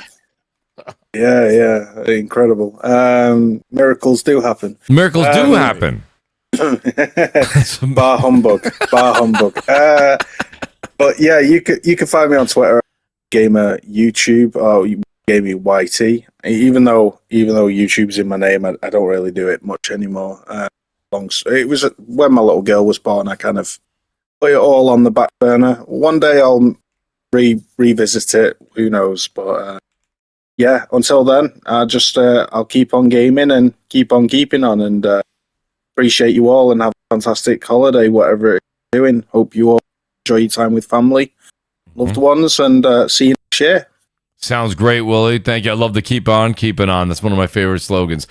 The great Death Singer as well, buddy. Great to have you here. Merry Christmas and happy holidays to you and your family, Death Singer, as well. I hope you enjoy the holiday and have a safe and great time with the family. Thank you for being here all through 2025. We're going to have a great 26. And like I said, really want to do some other stuff with the channel and expand into the world of streaming. We're doing that on Twitch. We're going to do it here on YouTube. And Death Singer, you've been here right along with us and having a great time with it. Death Singer, love your opinions. Let people know they can find you. And thanks for joining us tonight and the year of 2025. Absolute pleasure, Mooch. Merry Christmas to everyone. Have a fantastic time. Everyone on the panel, even the dunderheads in the chat, Merry Christmas to you. Hope you have a good one. It's all love. That's right. And yeah, you can find me at Destiny everywhere, playing the games that you won't play because, they're like the smaller games, but someone has to play them and they're for someone. So that's right. It's going to be great. And 2026 is going to be jam-packed. Yes. Ooh. Yeah, the gaming ahead for everyone. The gaming companies have done the work for us. We just get to enjoy the games and talk about them, which is fantastic. Can't agree with you more, Death Singer. Well, it's been a phenomenal 2025, guys. We will see you guys in 2026. That doesn't mean it'll be the last time you hear from Mooch. I am going to be doing a couple of videos. I've got a couple of things I'm going to be doing. One on my thoughts on Marathon and what I think is going to be the good, the bad, and the ugly, possibly. And we are over on twitch.tv, Mooch TV. Drop the O's for zeros, M00CHTV. That's the same as here, everywhere, and X and on Twitch. Guys, we'll see you in 2026 here on this channel, but we'll see you on Twitch hopefully this weekend. Peace out. Good night. Have a great Christmas. Have a great holiday and a great New Year. Safe and happy. And we'll see you guys in 26. Peace out and good night. Bye, guys.